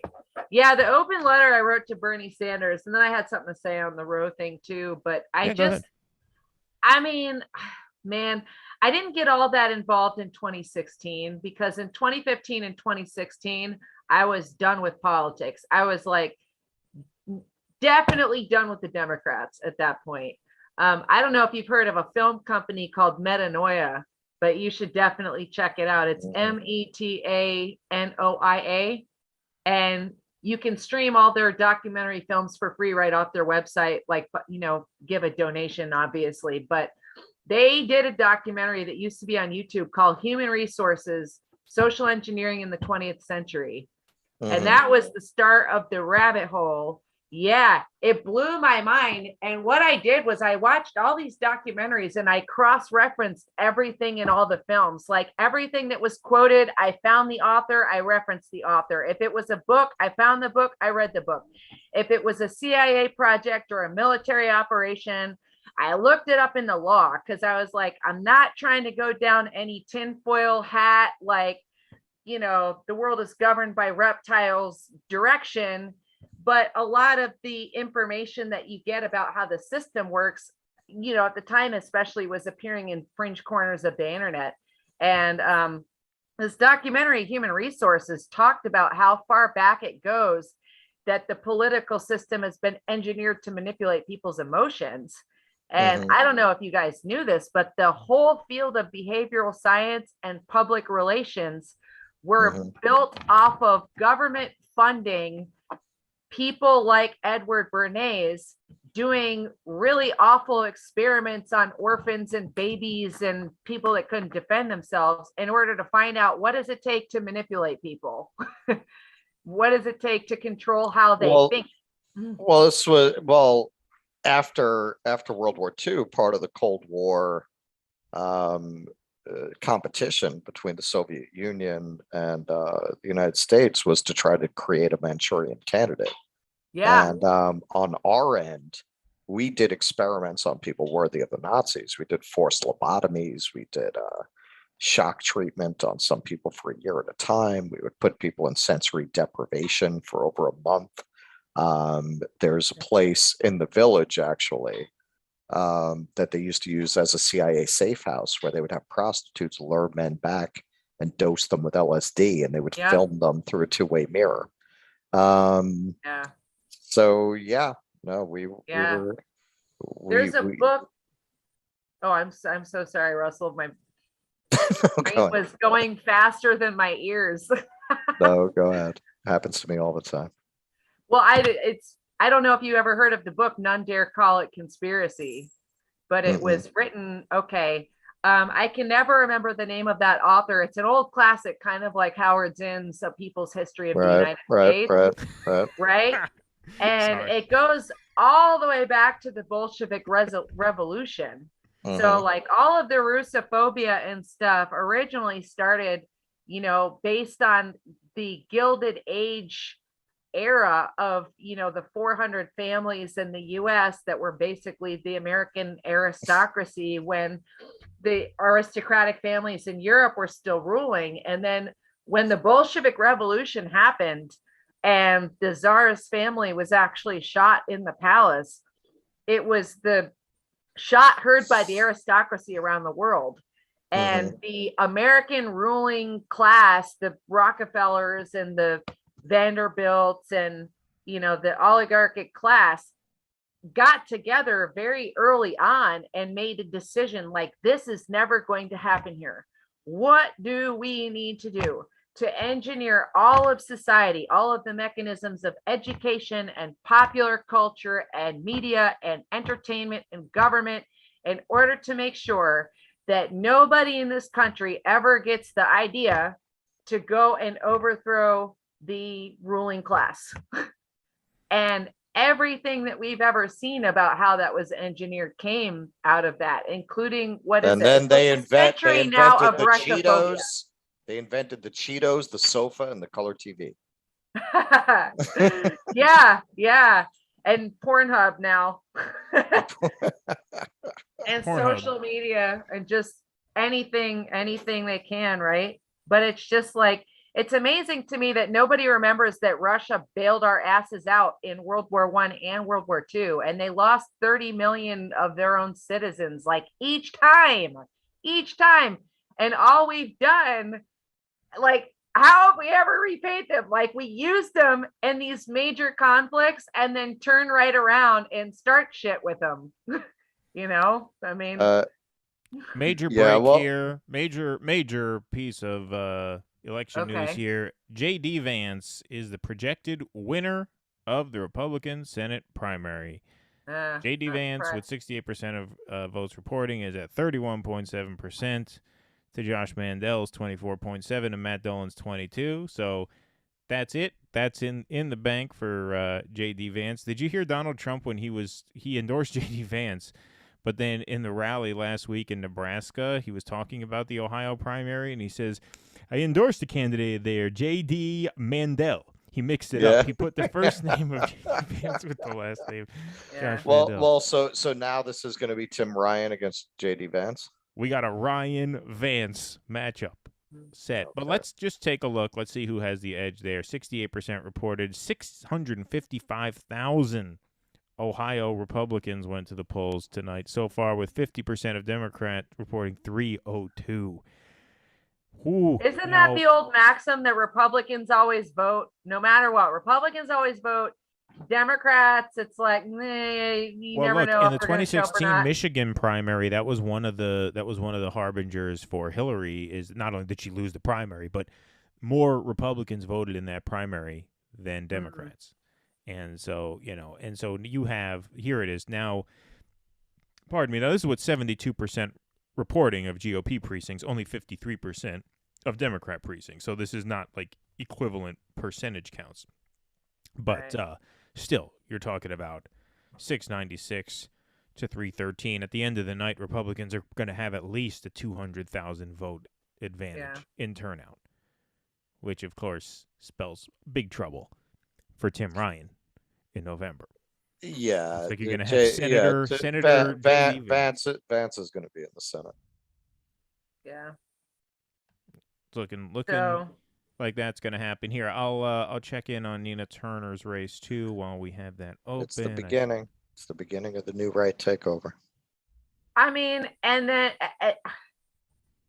she was still defending the Democrats, you guys. The whole Congressional Progressive Caucus sold her out, and she still went on Crystal, Kyle, and Friends which I only know because they segued the clip over on Breaking Points to defend them, you know?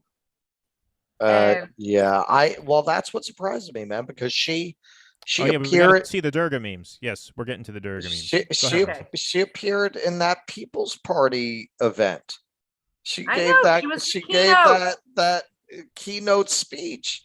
Yep. So she knows the deal. Like, I don't know what she She thought she knows. was doing here.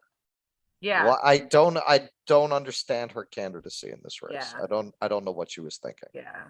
All right, here's the Durga memes that we advertised earlier. By the way, Kevin, I loved your line. Nina's at 31.4% lactate shot for everybody.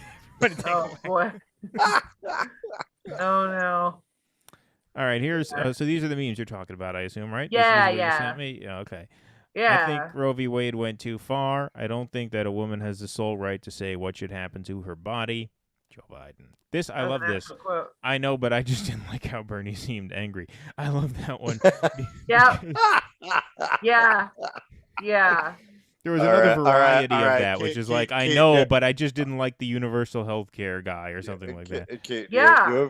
You've got to send that over to me, because I will. I'm gonna troll every lib on my page with that. Does it All just right, piss Those you off? those motherfuckers with their fucking New Yorker drawing of the people in the cave. Yeah, and then I felt really proud because I wouldn't vote for Hillary and the world ended. That fucking shit. That's a great response to that. Yeah. Yeah. Well, I mean, that's the whole thing. I mean, we don't have to get even into that, but I mean, I said it in one of our live shows after the Texas law passed, the Texas 6-week ban passed, and the libs were all, they got Susan Sarandon trending after that. Which I'm surprised I'm surprised she hasn't been trending. Like, I'm surprised they let her off the hook. They haven't been giving it to her this time. Oh, they didn't. I'm surprised they're not still blaming Bill Stein, you guys.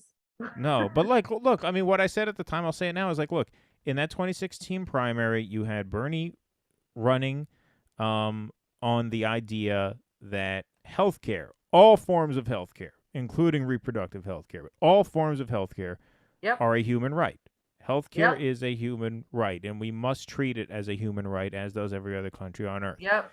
And it was the Hillary people who said, no, healthcare is not a human right. We've already made enough progress on healthcare to the point where now only like 30,000 people a year die because they can't afford medicine, as opposed to 50,000 a year before Obamacare. And so that's all the progress we are going to make. Thank you very much. Universal health care, Medicare for all, in her own words, will never, ever happen. Mm-hmm. And then they turn around and say, well, it's everybody else's in the general election after they kill the Bernie movement and say basically the idea of health care as a human right is pie in the sky socialism. It'll never work, blah, blah, blah. After they kill that idea, they now say, now, by the way, all of you people who we just told to fuck off when you wanted health care as a human right, now you have to vote for us so that abortion remains a human right. And I'm sorry, I think the right to an abortion is sacred. I think it's no more or less sacred, no more sacred, I'll put emphasis on that, than anyone else's right to any other medical treatment. Yeah. And so if you're going to fucking piss all over them when they say all forms of healthcare are a human right, then you cannot expect them to go to bat for you that fall to secure your right to reproductive care.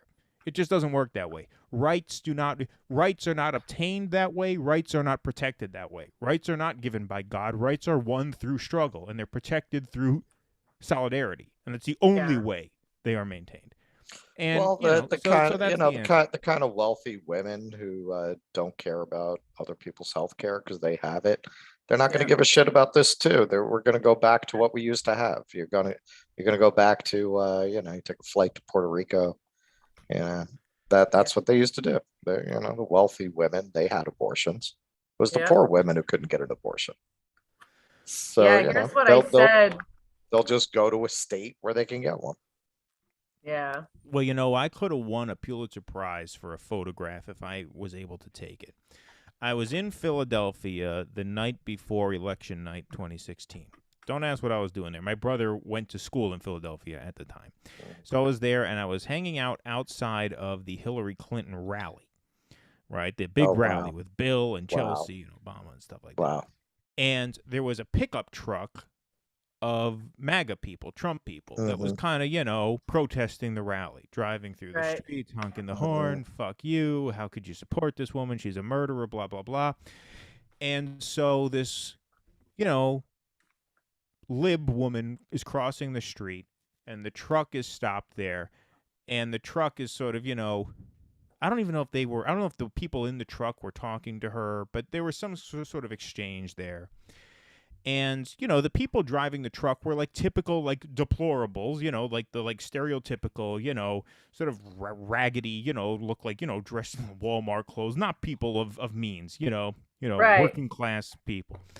And they're screaming whatever they're screaming. And this woman who was there for the rally, dressed like to the nines, you could tell this woman had money. Form-fitting black leather pants, expensive handbag, Right. very styled hair, makeup, just the hatred in her eyes. She puts out a middle finger, stands in the middle of the road, tall, like the nasty woman. She was the stereotypical nasty woman, just with her middle finger pointed right at this truck. If I had a picture, I could have taken it, and that would have been a Pulitzer Prize-winning photo, because that would have been the cover of symbolized Time. the entire year. It symbolized the entire divide in the country. Just, you have these people here who they were screaming all kinds of things, pro-life, phrases and stuff like that. All the people in the truck, were, really, incensed at what was going on, at the idea that Hillary was probably going to win, as they thought was going to happen. And the hatred that she felt back for them was just so indicative of where these two camps are. Like, this is a woman I'm talking about, the one in the, the nice clothes and the handbag. Like, to her, probably the biggest injustice on earth at that time was that she got paid $145,000 a year, and the man in the office down the hall from her got paid $165,000 a year. Yeah. Like, that to her, that was the main injustice that we had to tackle, and that's what her candidate represented, that we were going to, have this major breakthrough, right? And have this major win for, like, privileged women. Well, privileged women like her to be women on like even that footing care a with men. lot about a glass ceiling that most women are never going to encounter. Exactly. Yeah, And then you have these fucking deplorables in the pickup truck, and I had to ask myself at that moment, who do I sympathize with in this situation? Who am I more aligned with in this situation? It's got to be the people in the truck. It has to be the Trump people. Even though if we went through issue by issue by issue, I probably agree with the nasty woman on more things than I agree with the Trump people on. But still, just like emotionally, as a human being, who do I have more empathy for in this moment? This fucking rich woman who's standing there with hatred in her eyes for people who are, have much less than her, right? Or these MAGA people who are there protesting what they see as a grave injustice about to happen the next day. And this is what we talk about, realigning of parties. Like, to me, it's not even a question. Like, as a human, I identify more with the people in the truck than that woman in the street. And that's part of, like, we've been getting some shit because, people say that we're too sympathetic to the right in some ways. And we're not. But I'm just saying, like, if those are the two camps, it's impossible for me not to sympathize with the Trump movement more in that way. Even if I don't agree with them, on most things, which I certainly don't. I was thinking what prompted that, about your picture. Like, I mean, I get really irritated by woke politics. Like, I have this much patience for the social justice crowd, right? Like, just basically no patience for them. But before Elizabeth Warren joined the primary, I didn't know what they meant by white feminism. And what you were describing with the lady in the leather pants, those are the white feminists. The women that were in Team Warren instead of Team Bernie are the white feminists. The women that were like, oh my God, Bernie said a sexist thing to Warren. You remember that one debate when she comes out with that whole thing that was engineered with the leak to CNN, and Bernie said a woman can't be president. I know so many people who, Yeah. you know, pound for pound. Okay, people who were Those Warren's. women are the white pe- feminists, just to be pe- clear. No, The no, I absolute- know men too who supported What? Warren, and who are also white wow.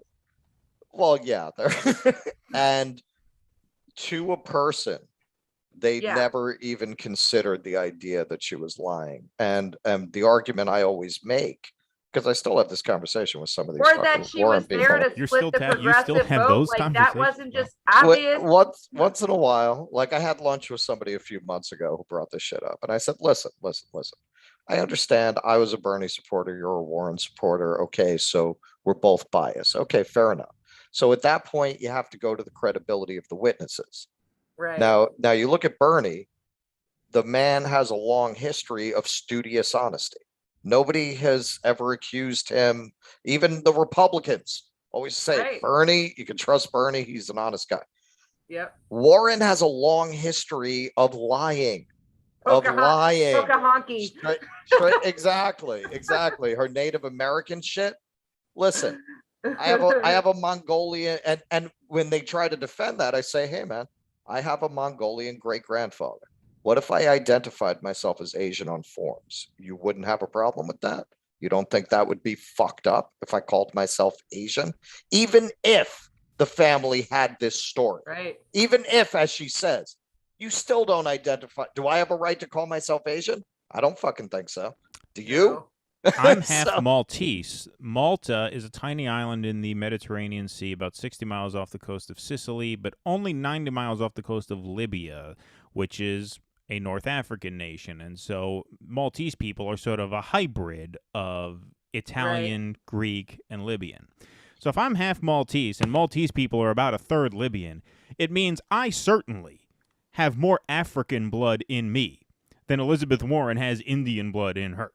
For So sure. by that logic, I should be able to call myself an African American. Imagine if I did that. Right. You know what I right. mean? Exactly.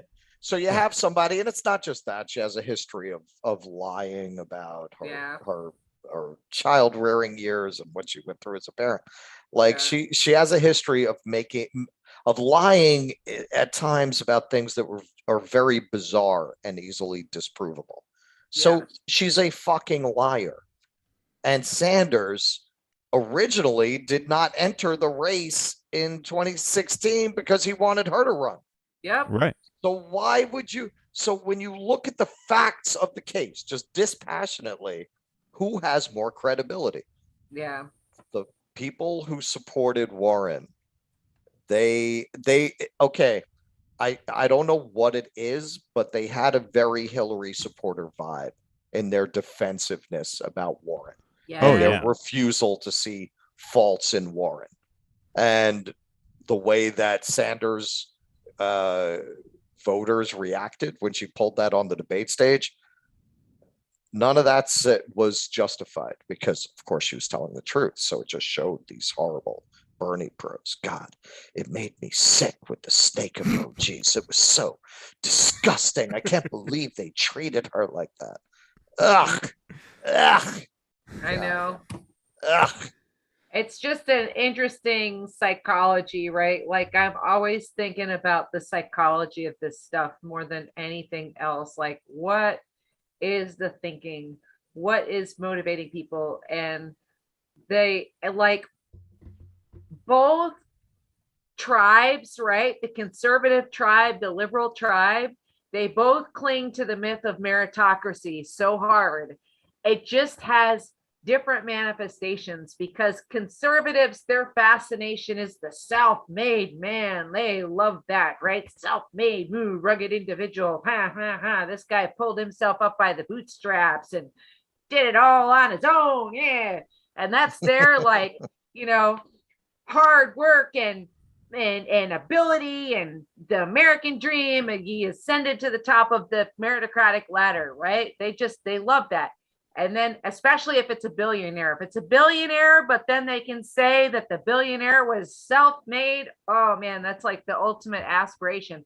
But then the liberal class, their version of the meritocratic myth is ascending to the top of the meritocracy by knowing the right people and getting the right degrees, right? And their fixation was smart people. Like, I remember as a kid asking my dad in the car why he liked Bill Clinton, why Clinton was so popular during that election. Because my mom was all for Team Bush and my dad was all Clinton. I mean, they were long divorced at this point, right? And it stuck in my memory. I remember dad saying he's a Rhodes Scholar.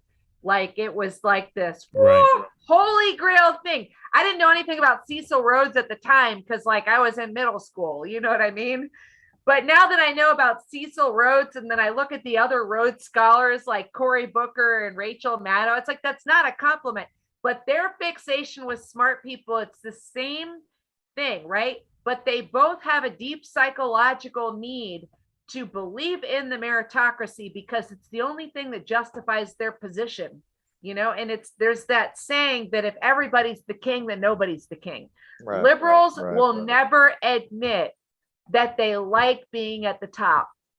They'll never admit it.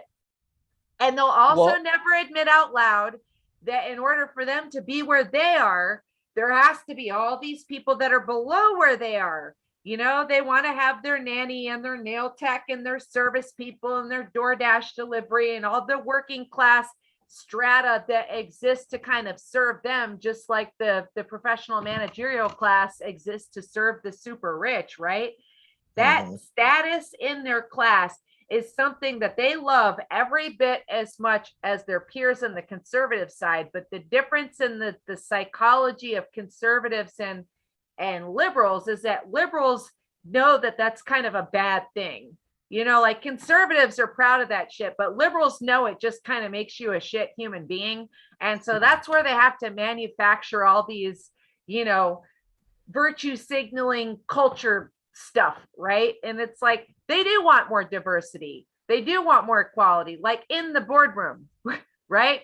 They would love to have a boardroom of executives of all different colors, and that's their idea of equality.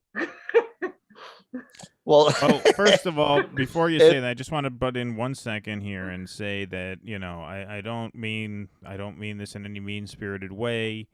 I do. In any braggadocious way. Well, no, I'm going to segue to something else. I don't mean this in a braggadocious way, but I think we have more people watching our stream right now than are at the Nina Turner victory rally. Shut the front door. You can see our little stream. This is inside Nina Turner headquarters here. Oh, I hate to say. I mean, I love Nina Turner, so I don't mean to. I don't want to. I'm not proud to announce that, but. You know, what did Shama Sawant say? The road to progressives inside the Democratic Party leads to a graveyard. Well, maybe the road for progressives inside the Democratic Party leads to a graveyard, an empty restaurant on election night where you're going to have to make what looks certain to be a concession speech fairly soon.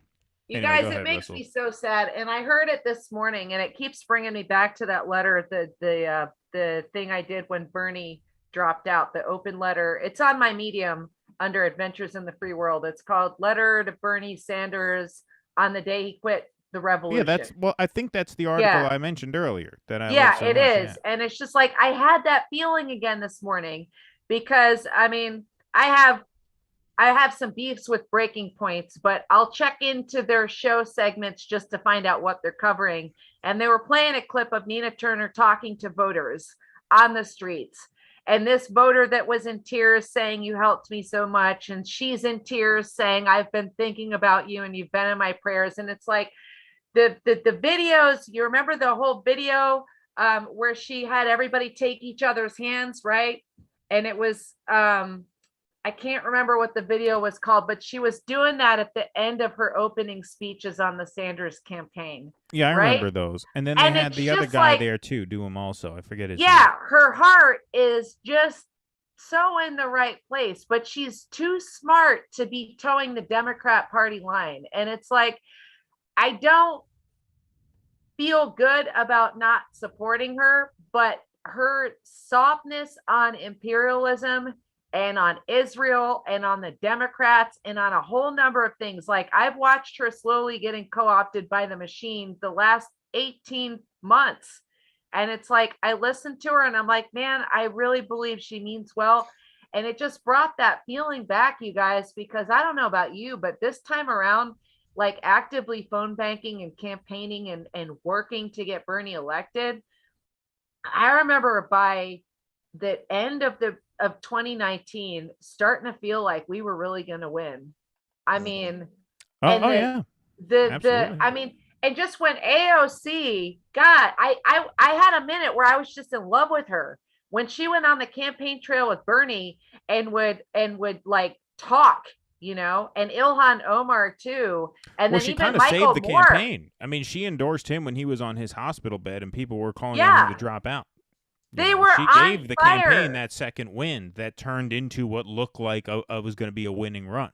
Yeah, they were just on fire, you know, and it's like the passion and the authenticity that was coming out of them. It's like somewhere I think these people all really believed what they were saying, and they couldn't keep from getting swallowed up by the machine.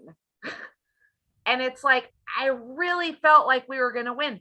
And I couldn't understand why by the time the month of March came around, I just wasn't as active with the campaign. I wasn't doing as much phone banking. I wasn't really on the Slack channel. I wasn't feeling it. I didn't know why I wasn't feeling it, right? It wasn't like a conscious thought, but there was a part of me that knew that Bernie was about to quit. Now that was post Super Tuesday, right? Because you're talking about this was way before. Yeah, this was way before. I got banned on Twitter. Well, you're talking about March of right. So when did that feeling start setting in? It must have been before March. It started setting in by about February. Okay. And then, you know, of course, the caucuses happened during the Iowa. When he killed it with Iowa, New Hampshire, and Nevada, I still thought, absolutely, we can win this thing. And then I got banned on Twitter because I was trolling Neera Tanden. I don't know if it was Jennifer Rubin or Neera Tanden that had me banned, but like, it's crazy. I log on to Twitter and it'll let me log on and it still says your account is suspended with like no reason given. I've never been able to be back on Twitter, but it was even after Obama engineered the whole thing that Monday night before Super Tuesday, I was like, we can still win this because we're in the middle of a literal global case for Medicare for all. Like, you can't have a bigger test case for Medicare for all than a freaking pandemic. You know what I mean? Like, what else do people need to understand why universal healthcare would be like a necessary thing? And then once it turned, it's like, I still thought he could win it, man. I wanted him to push to the convention. And then I was with a lot of people where we were talking about showing up at the convention. We were ready to burn the convention to the ground if they didn't nominate him. And instead he dropped out. And I was just like, the disillusionment I felt, and I don't know about you guys, but there's no excuse that makes that right. Like, I mean, he spent ever since the IPCC climate report that came out in the middle of his primary, he started really centering the campaign, not just on Medicare for all, right? But like the Green New Deal. And he was saying, we have to stop at nothing to save humanity from extinction. You can't go from saying we have to stop at nothing to save humanity from extinction and then be like, well, I endorse my buddy Joe. He's going to be super progressive. Don't worry about it. And then all these progressive voters were making excuses for Bernie, like, well, they probably threatened his family. And I'm like, okay, maybe they threatened his family, but 7 billion people is still more people than your family. I don't think it's that. I think it all goes back to one line that was famously reported. Nader. Somebody who worked with him said that he said, I don't want to end up like Nader. But what does that have to do with the literal extinction of Earth? Well, I agree with you, but I'm saying that's his line. I know. That's his line, and that's the reason he never ran as an independent. He doesn't have the fucking balls. He doesn't want to take the scorn. He doesn't want to take the shit. He doesn't want to be an outsider. He wants to stay an insider. I think he justifies that to himself by saying, hey, you know, at least I can get something done being here. And maybe he's right. Maybe he's wrong. Well, it But comes with a certain that is why platform. he never I mean, that's true. ran It does as an come with a certain independent. platform. Right. You know, I mean, he became a very significant national figure because he ran as a Democrat. If he ran as a Green, he wouldn't have done that. You know, he wouldn't have Sure, but created we're this talking whole about space. afterwards. No, Afterwards, of course. No, why he didn't I run agree. as an independent afterwards? He didn't have the balls to do it. But none Well, of look. that is a satisfactory answer after Oh, watching I somebody agree. who I was agree. so, I felt he like, I owed don't a lot think he was more. lying. I mean, he looked really convinced about climate change, right? Like, I think that was No, real. no, he's not. Yeah, it's real. I don't think that It's he was real. unconvinced. So, like, how does your brain switch gears between we're literally all going to die by 2030 if we don't do everything we have to do to, oh, well, I quit because Well, my this is career? well. Also, I mean, That's his well, line. this is, but He I will said not. that to Levi Sanders, by the He way. hold on, he will but- not cross the "I am a pariah forever" to the establishment. He won't. Even if we all have to He die. won't cross that line. He won't cross that line. Look, That's his. That's there his line. There was. He proved it twice. Look, he there was won't fear cross at the that time. line. There was fear Anytime at the he's up to that, time. they asked him on stage, "Can you give examples of Hillary Clinton changing her vote?" And he didn't go for the bankruptcy bill. Yeah, no, of course. So, you know, he showed again and again that there are lines that he knows if he crosses, he's gonna really be at war with these people. And even to win that nomination, he would not cross those lines.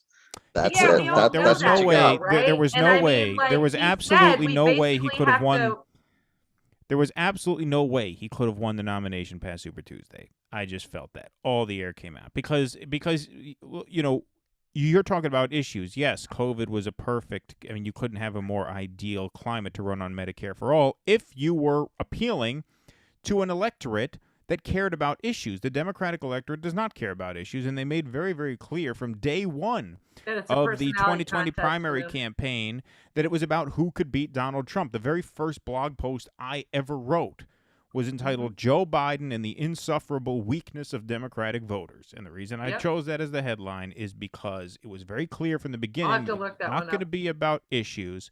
This was going to be about them figuring out who could beat the Orange Man.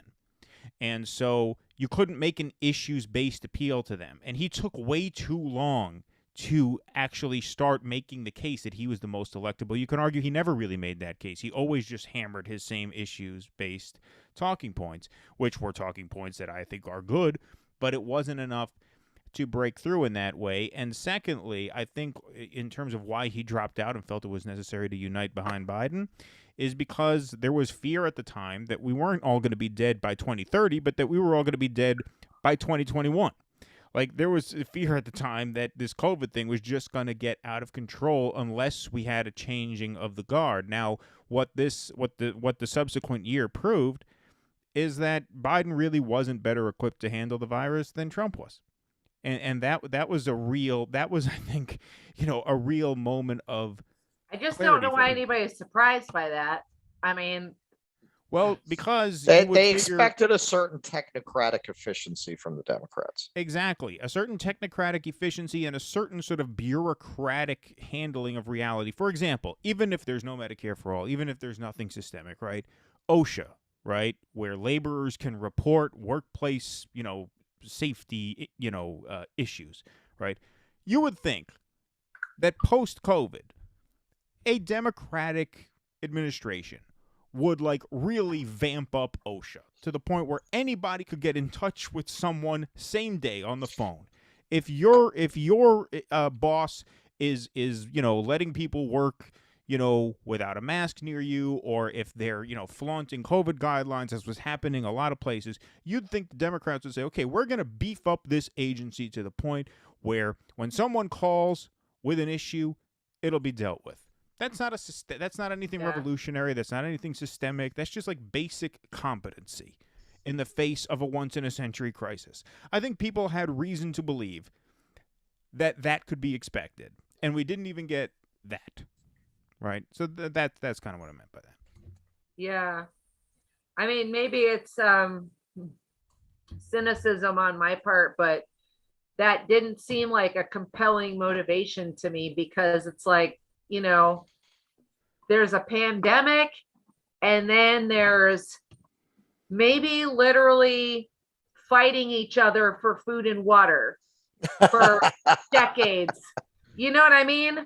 No, I would understand what rather you're saying. get taken out in a spate of, you know, pandemic pneumonia or whatever than live my life in a dystopian nightmare with millions of climate refugees coming from everywhere and people breaking into each other's houses with guns over to take your water from your kids to give my water to my kids, and like the military in the streets. You know what I mean? Like Chris Hedges puts it perfectly. I mean, the more chaos we get into with climate or whatever else, I mean, if the dollar collapses first, we're going to see it then.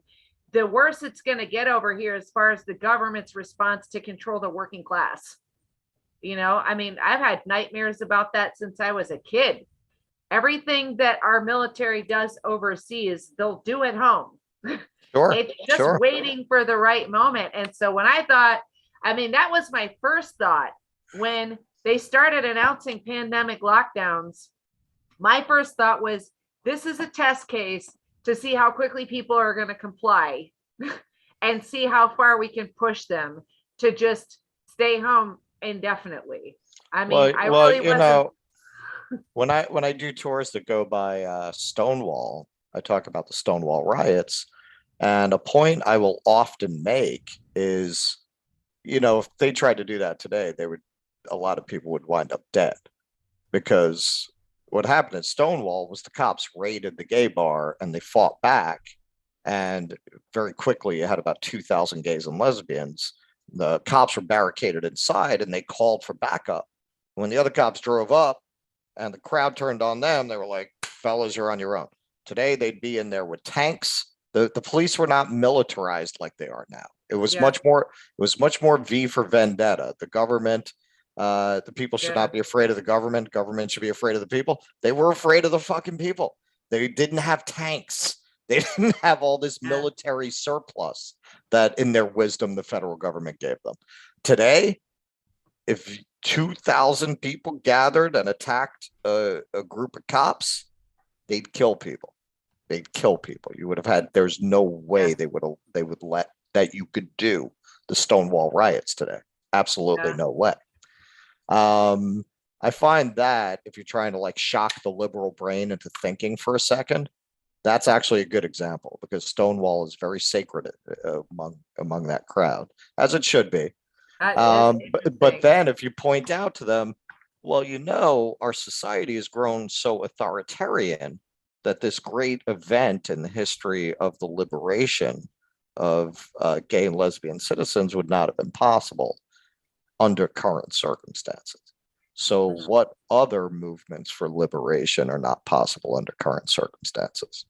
Moral relativism is like the stock and trade of the liberal class. Like their brain will rationalize anything, right? If it's our guys doing it, there is a justification for why it's okay, why it's not hypocritical, why it's not the same thing as what the other guys are doing. Sure, it's sure. Like the limits of the mental it's all tribalism. Yeah. Well, you got the people who are of the class that benefits from the way things are. What I find more pathetic are the people who get some vicarious sense that they're part of that class by parroting establishment narratives. They don't actually have money. They don't actually have status, but they read the New York Times and they think if they repeat the foreign policy ideas they read on the op-ed pages, they're somehow elite. And no different than the poor Trump guy that's idolizing Elon Musk, right? Right. Idolize Trump, like, well, Trump funded his own campaign and he's not in anybody's pocket because he has his own money. It's like the same. It's like they don't realize how the same they are. You know what I mean? I don't even hear anything different. I listen to one side, I listen to the other side. They're saying the same things. And it's Well, that, just you know, like, It's funny you mention that because I wanted to mention this in the context of the Roe v. Wade overturning also, which we mentioned at the very top of the show. This ought to be a lesson in just how cutthroat the Republicans are versus the Democrats, the understanding of power dynamics on the Republican side, meaning the voters versus on the Democratic side. You mentioned how the Republican base and the Democratic base were similar in that way, and I think the irony is that a lot of Democrats, their voters really lamented that Donald Trump had sort of turned politics into this reality TV show because he's a reality TV star. When, meanwhile, the entire sort of liberal perspective, the entire way in which liberals experience politics is through a reality TV lens. For example, right, when Ruth Bader Ginsburg was asked to retire by certain liberals, including kind of in an indirect way by Obama himself. Yep. In a run-up to the 2014 midterms, he met with her because he knew he was probably going to lose the Senate. And he didn't ask her outright because apparently it's bad form to do that. But he hinted very strongly that he wanted her to hang it up so he could appoint a replacement before the Democrats lost the Senate. And, he wasn't the only one. He didn't say it publicly, but, a lot of people on the left who publicly said, it's time for her to hang it up. What was the response? Well, that's sexist. Don't tell her what to do. She can make her own decisions about her own career. You don't tell a woman she's got to step down and blah, blah, blah. And what did they do? They created all these videos of her, lifting weights at the gym. This is a woman who had cancer twice by this time. She was in her 80s by this time. And, they make this reality TV star out of her. This is not a reality TV star. It's a Supreme Court justice. Mm-hmm. Who has cancer and who is in her 80s, and she has to retire at a time when a Democrat has the ability to replace her. But no, because that went against her character. They made this sort of superhero out of her, Yeah. And where did that lead us? It led us exactly to where we are now. Versus, look at how ruthless the Republicans have been in pursuit of overturning Roe versus Wade, at least in the last decade or so. Right? I mean, just look at how they had to move heaven and earth to make this happen. First, they had to block Merrick Garland from getting a hearing, keep him off the court for a year, kept it to an 8-person court for a year.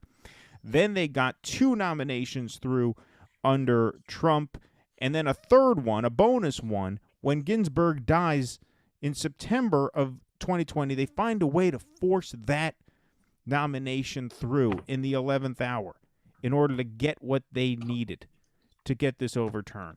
Look at the difference. Now, that is a reflection not only in the ruthlessness of the Republican leadership, but in the sort of astuteness of the Republican base, that they understand this is about power. This is not reality television. This is about pursuing power. That's why, as somebody mentioned earlier, even a lot of the evangelicals who weren't fond of Trump from the very beginning because he's a big city playboy, right? He doesn't exactly embody Christian family values, right, to put it mildly. But they sensed in him that he could staff the bench for them, that he could fill the bench the way they wanted. That was always a very shrewd move for Trump to put out that list of conservative judges. Cut the taxes on the rich. Yeah, that, but I mean, the evangelicals, they said, you know what? Maybe he's not really one of us as a human being, but we can use him. We can use him to get what we want, because ultimately it's about power. And the way you gain power is you win. And there's just a much, much clearer understanding of that on the right than there is on the left right now, obviously. You guys see this article that Glenn Greenwald put out today? No, I haven't. Okay. It's really interesting because we've all forgotten about this part when it comes to do with the Supreme Court. I'm trying to find it right now. Give me just one sec. Yeah. Okay. It's titled "The Irrational Misguided Discourse Surrounding Supreme Court Controversies Such as Roe v. Wade." I can send it to you if you're wanting to put it up on the screen, but let me get to the part that was what we all forgot. Okay. Yeah, if you want to just there's read a bunch it, of 'cause I'm already context. logged in. I'm going to have to log out and log back into Facebook Oh, okay. Yeah, So don't worry about you it. could just read the portion that's relevant. Sure. Okay. Yeah. So there's We're a going to bunch wrap of fairly context. soon, just so everybody knows. It's at 53% reported, Chantel Brown 63, Nina 36. They're going to call this any second. We don't necessarily have to wait. We'll give them another 10, 15 minutes or so, and then we'll probably Okay. wrap it. But go ahead. Go ahead, Durga. Okay. I don't. All right. I recommend reading the whole article. Of course, there's a bunch of context, but I'm scrolling to the part. Okay. He says, all right, every time there is a controversy regarding a Supreme Court ruling, the same set of radical fallacies emerges regarding the role of the court, the Constitution, and how the American Republic is designed to function. Each time the court invalidates a democratically elected law on the grounds that it violates a constitutional guarantee, as happened in Roe, those in favor of the invalidated law proclaim that something undemocratic has transpired, that it is a form of judicial tyranny for 5 unelected judges to overturn the will of the majority. Conversely, when the court refuses to invalidate a democratically elected law, those who regard that law as pernicious, as an attack on fundamental rights, then accuse the court of failing to protect vulnerable individuals. This by now reflexive discourse about the Supreme Court ignores its core function. Like the US Constitution itself, the court is designed to be an anti-majoritarian check against the excesses of majoritarian sentiment. The founders wanted to establish a democracy that empowered majorities of citizens to choose their leaders, but also feared that majorities would be inclined to coalesce around unjust laws that would deprive basic rights, and thus sought to impose limits on the power of majorities as well. The Federalist Papers are full of discussions about the dangers of majoritarian excesses. The most famous of those is James Madison's Federalist 10, where he warns of, quote, factions who are united and actuated by some common impulse of passion or of interest adverse to the rights of other citizens or to the permanent and aggregate interests of the community, end quote. One of the primary concerns in designing the new American Republic, if not the chief concern, was how to balance the need to establish rule by majority, in parentheses, democracy, with the equally compelling need to restrain majorities from veering into impassioned, self-interested attacks on the rights of minorities, in parentheses, Republican government. As Madison put it, quote, to secure the public good and private rights against the danger of such a faction, and at the same time to preserve the spirit and the form of popular government, is then the great object to which our inquiries are directed, end quote. Indeed, the key difference between a pure democracy and a republic is that the rights of the majority are unrestricted in the former, but are limited in the latter. The point of the Constitution and ultimately the Supreme Court was to establish a republic, not a pure democracy, that would place limits on the power of majorities. Thus, the purpose of the Bill of Rights is fundamentally anti-democratic and anti-majoritarian. It bars minorities from enacting laws that infringe on the it bars majorities from enacting laws that infringe on the fundamental rights of minorities. Thus, in the US, it does not matter if 80 or 90% of Americans support a law to restrict free speech or ban the free exercise of a particular religion. Well, right, yeah, sure. Or imprison exactly. someone without due process or I knew that was where he subject. was going. Yeah, so you get where he's going. He's basically saying that we think of the Supreme Court by mistake as an extension of the legislative branch. And I think we can probably all agree that there's all kinds of string pulling and bribes and whatever else going on with the Supreme Court that I'm sure is happening. But he's saying that as far as the way the judicial branch and the legislative branch were set up, the judicial branch's job ostensibly is still just to interpret the Constitution. Of course. And that it was set up in order to keep the rabble from being able to just manufacture an idea that seems like a great idea when a bunch of people are on the bandwagon, but it's probably not great for somebody, and that's supposed to be a check on that kind of power. So he starts the article out reminding us that with the Mississippi abortion ban that got the case, I guess, to the federal Supreme Court, they either had to decide that yes, the Mississippi abortion ban is constitutional the way that and in line with the law the way that it's written, or say that it's not. And if we say that it's not, the implication is just that neither is Roe v. Wade decision. I'm not making excuses for it, but No, I it's understand. like if we could take a little bit more of a procedural view on it, it kind of pulls the issue away from the just inflammatory emotional discourse about it, you know, like, this president made this happen at the Supreme Court level. Well, I mean, ish, maybe. All right, everybody, we have some breaking news here to wrap the program. All right. New York Times has now called it for Chantel Brown. Of Chantel course. Brown wins the Democratic primary 63-36 with 53% reporting. So if these numbers hold, as we predicted, it's an even worse showing for Nina this second time around. And you know, I'm thinking of our pal who hopped on a plane from Florida and went all the way up there to volunteer for her these past few days. God bless him. God bless the people who did. But what the fuck you doing, man? What the fuck you doing? I mean, come on. Yeah. Do you think Yeah. that this is going to be the wake-up call that progressives need to stop carrying the Democratic Party's water? I think a lot of us have walked away, but there's no clear focus. You know, like it's become very disparate. Some have wound up. I mean, that was an insight I got from that article that came out this week in Vanity Fair about what's going on the right. You know, some disaffected Sanders voters have become like new right proponents. Who become these kind of like right-wing economic populists. Well, that's why I told that story about the rich woman flipping off the MAGA people, because like I'm not on the new right, because I mean, not to brag, but I think I have more of a political understanding than is just like that leads me to just like follow my emotions wherever they take me.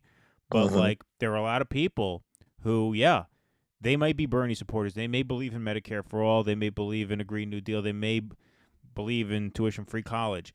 They see this fucking rich bitch standing in the middle of the road, you know, just with hatred in her eyes for these poor schmucks in a pickup truck. Who are they siding with? Yeah. Who do they feel they have more in common with? Who do they feel like championing more?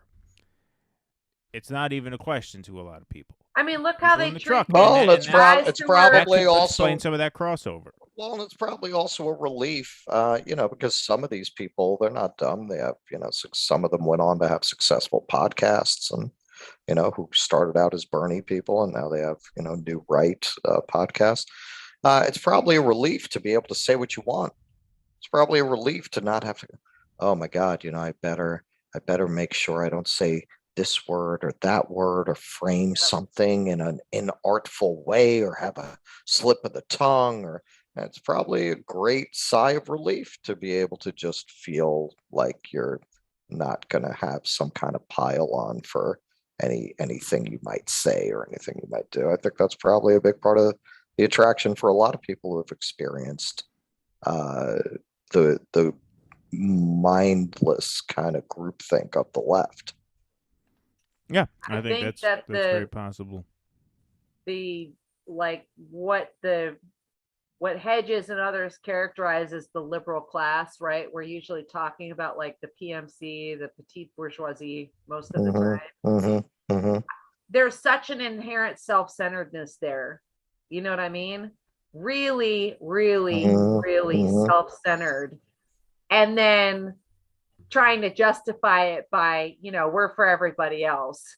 But it's that I feel like until they start feeling the pain themselves, until the pain is brought on them, until it starts affecting their economic interests, they're not going to change. No. So I have a couple thoughts or a couple places I'm going with that. One of them is I know for myself, that was my motivation after they screwed Bernie the first time, because I live in Florida. And I was like, screw this.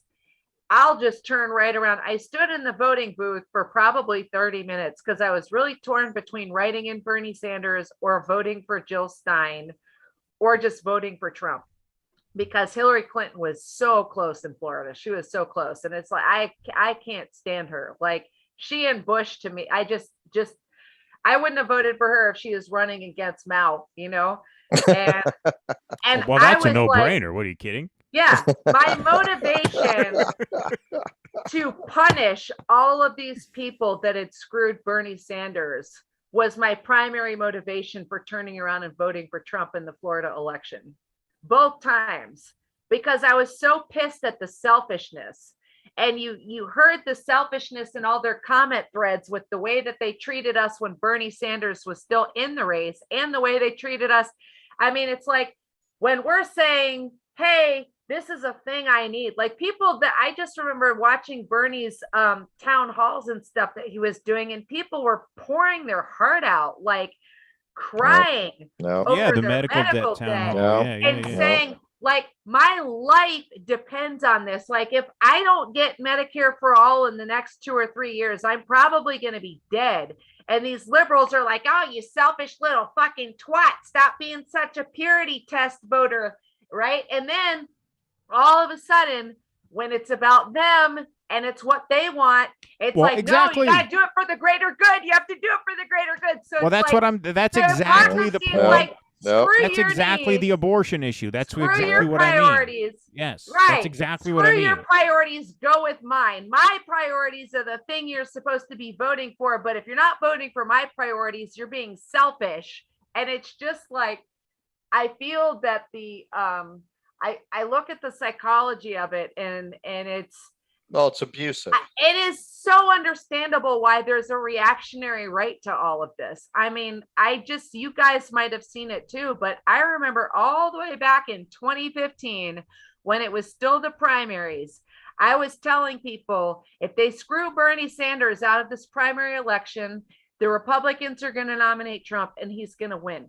And everybody said I was crazy. Oh my God, you don't understand. Hillary's so qualified. She's so popular. And it was like me, Michael Moore, and like 3 people were the ones that were not shocked when he won the election. But going back to what we've been saying and what you were saying, Keaton, too, with like the Roe decision and the formation of the new right and the Nina primary. If at any point the Democrats, or at least the voters, the party never will, but at least the voters had engaged in any type of self-awareness between then and now, instead of wrapping themselves up in a whole Russiagate conspiracy and blaming Republicans for anything, if they'd had one moment of self-awareness to really ask, why did all these people vote for Trump? It's like they could change something if they wanted to, you know what I mean? But it's like, it is more, they would rather hold on to like the egotism, right? Like they would rather keep enabling the cognitive bias and the sense of superiority by the stories that they tell about who the Trump voter is, than say, we've got 60% of this country that wouldn't be able to come up with a $400 emergency. We're the only developed nation in the world. And in fact, there are undeveloped nations that still have universal health care. And people watched this establishment politician that is like the mascot for neoliberalism come up and say, fuck you to all of them. I mean, what did you think was going to happen given the choice between nobody's going to do anything for me, so I just want to throw a grenade into the middle of all of it? Like, of course they were. It was as predictable as the sun coming up in the morning. The fact that people can't see that or get that even, 6-7 years later just shows you how thick the denial is. And I feel like it's like the psychological structure that's been built up is like, I don't know if you guys are familiar with how narcissistic personality disorder works, but I started writing about this during the Democrat primaries. It's like the Democratic Party collective is this pathological narcissist organism, and the voters are like these abuse victims. It's like they're tied to the party through Stockholm syndrome. And then they engage in all of these, there's a cycle of narcissistic abuse that involves gaslighting, blame shifting, projection, triangulating, like using third parties to triangulate and get involved, and word salad. Like, you ever notice you ask a straight question to somebody in the Democratic Party about something important and how they'll just go off on this word salad and just deflect, and it's like a whole nothing burger. And you listen to the voters doing it to each other, right? It's like it recycles itself down through all of the layers of the party apparatus. And it's just crazy to watch. And well, it's a point he makes in the Tao Te Ching was actually written as political advice to the emperor, and something that always stays with me from it is Lao Tzu repeatedly emphasizes the idea that as the leader behaves, so too will the people. Oh, yeah. If the leader is greedy, the people will be greedy. If the leader steals, the people will steal, and so on. Yeah. So yes, when you talk to people who are really devout Democrats, they have all of those traits. They gaslight you, they word salad, they avoid, because that's what their leaders do. They're emulating the people that they follow. Yeah. And then it's just like sorry, the last. Sorry, Keaton, what? No, sorry. We're just going to wrap in a couple of minutes, but go ahead. So we'll give you the last word. Okay. Well, just since Russiagate became a thing, right? That's where the mask started to slip on how authoritarian the liberal class is. I remember when I read Chris Hedges, when I read Death of the Liberal Class that he put out in 2009, and he talked about how the liberal class historically is the one that ushers in authoritarianism.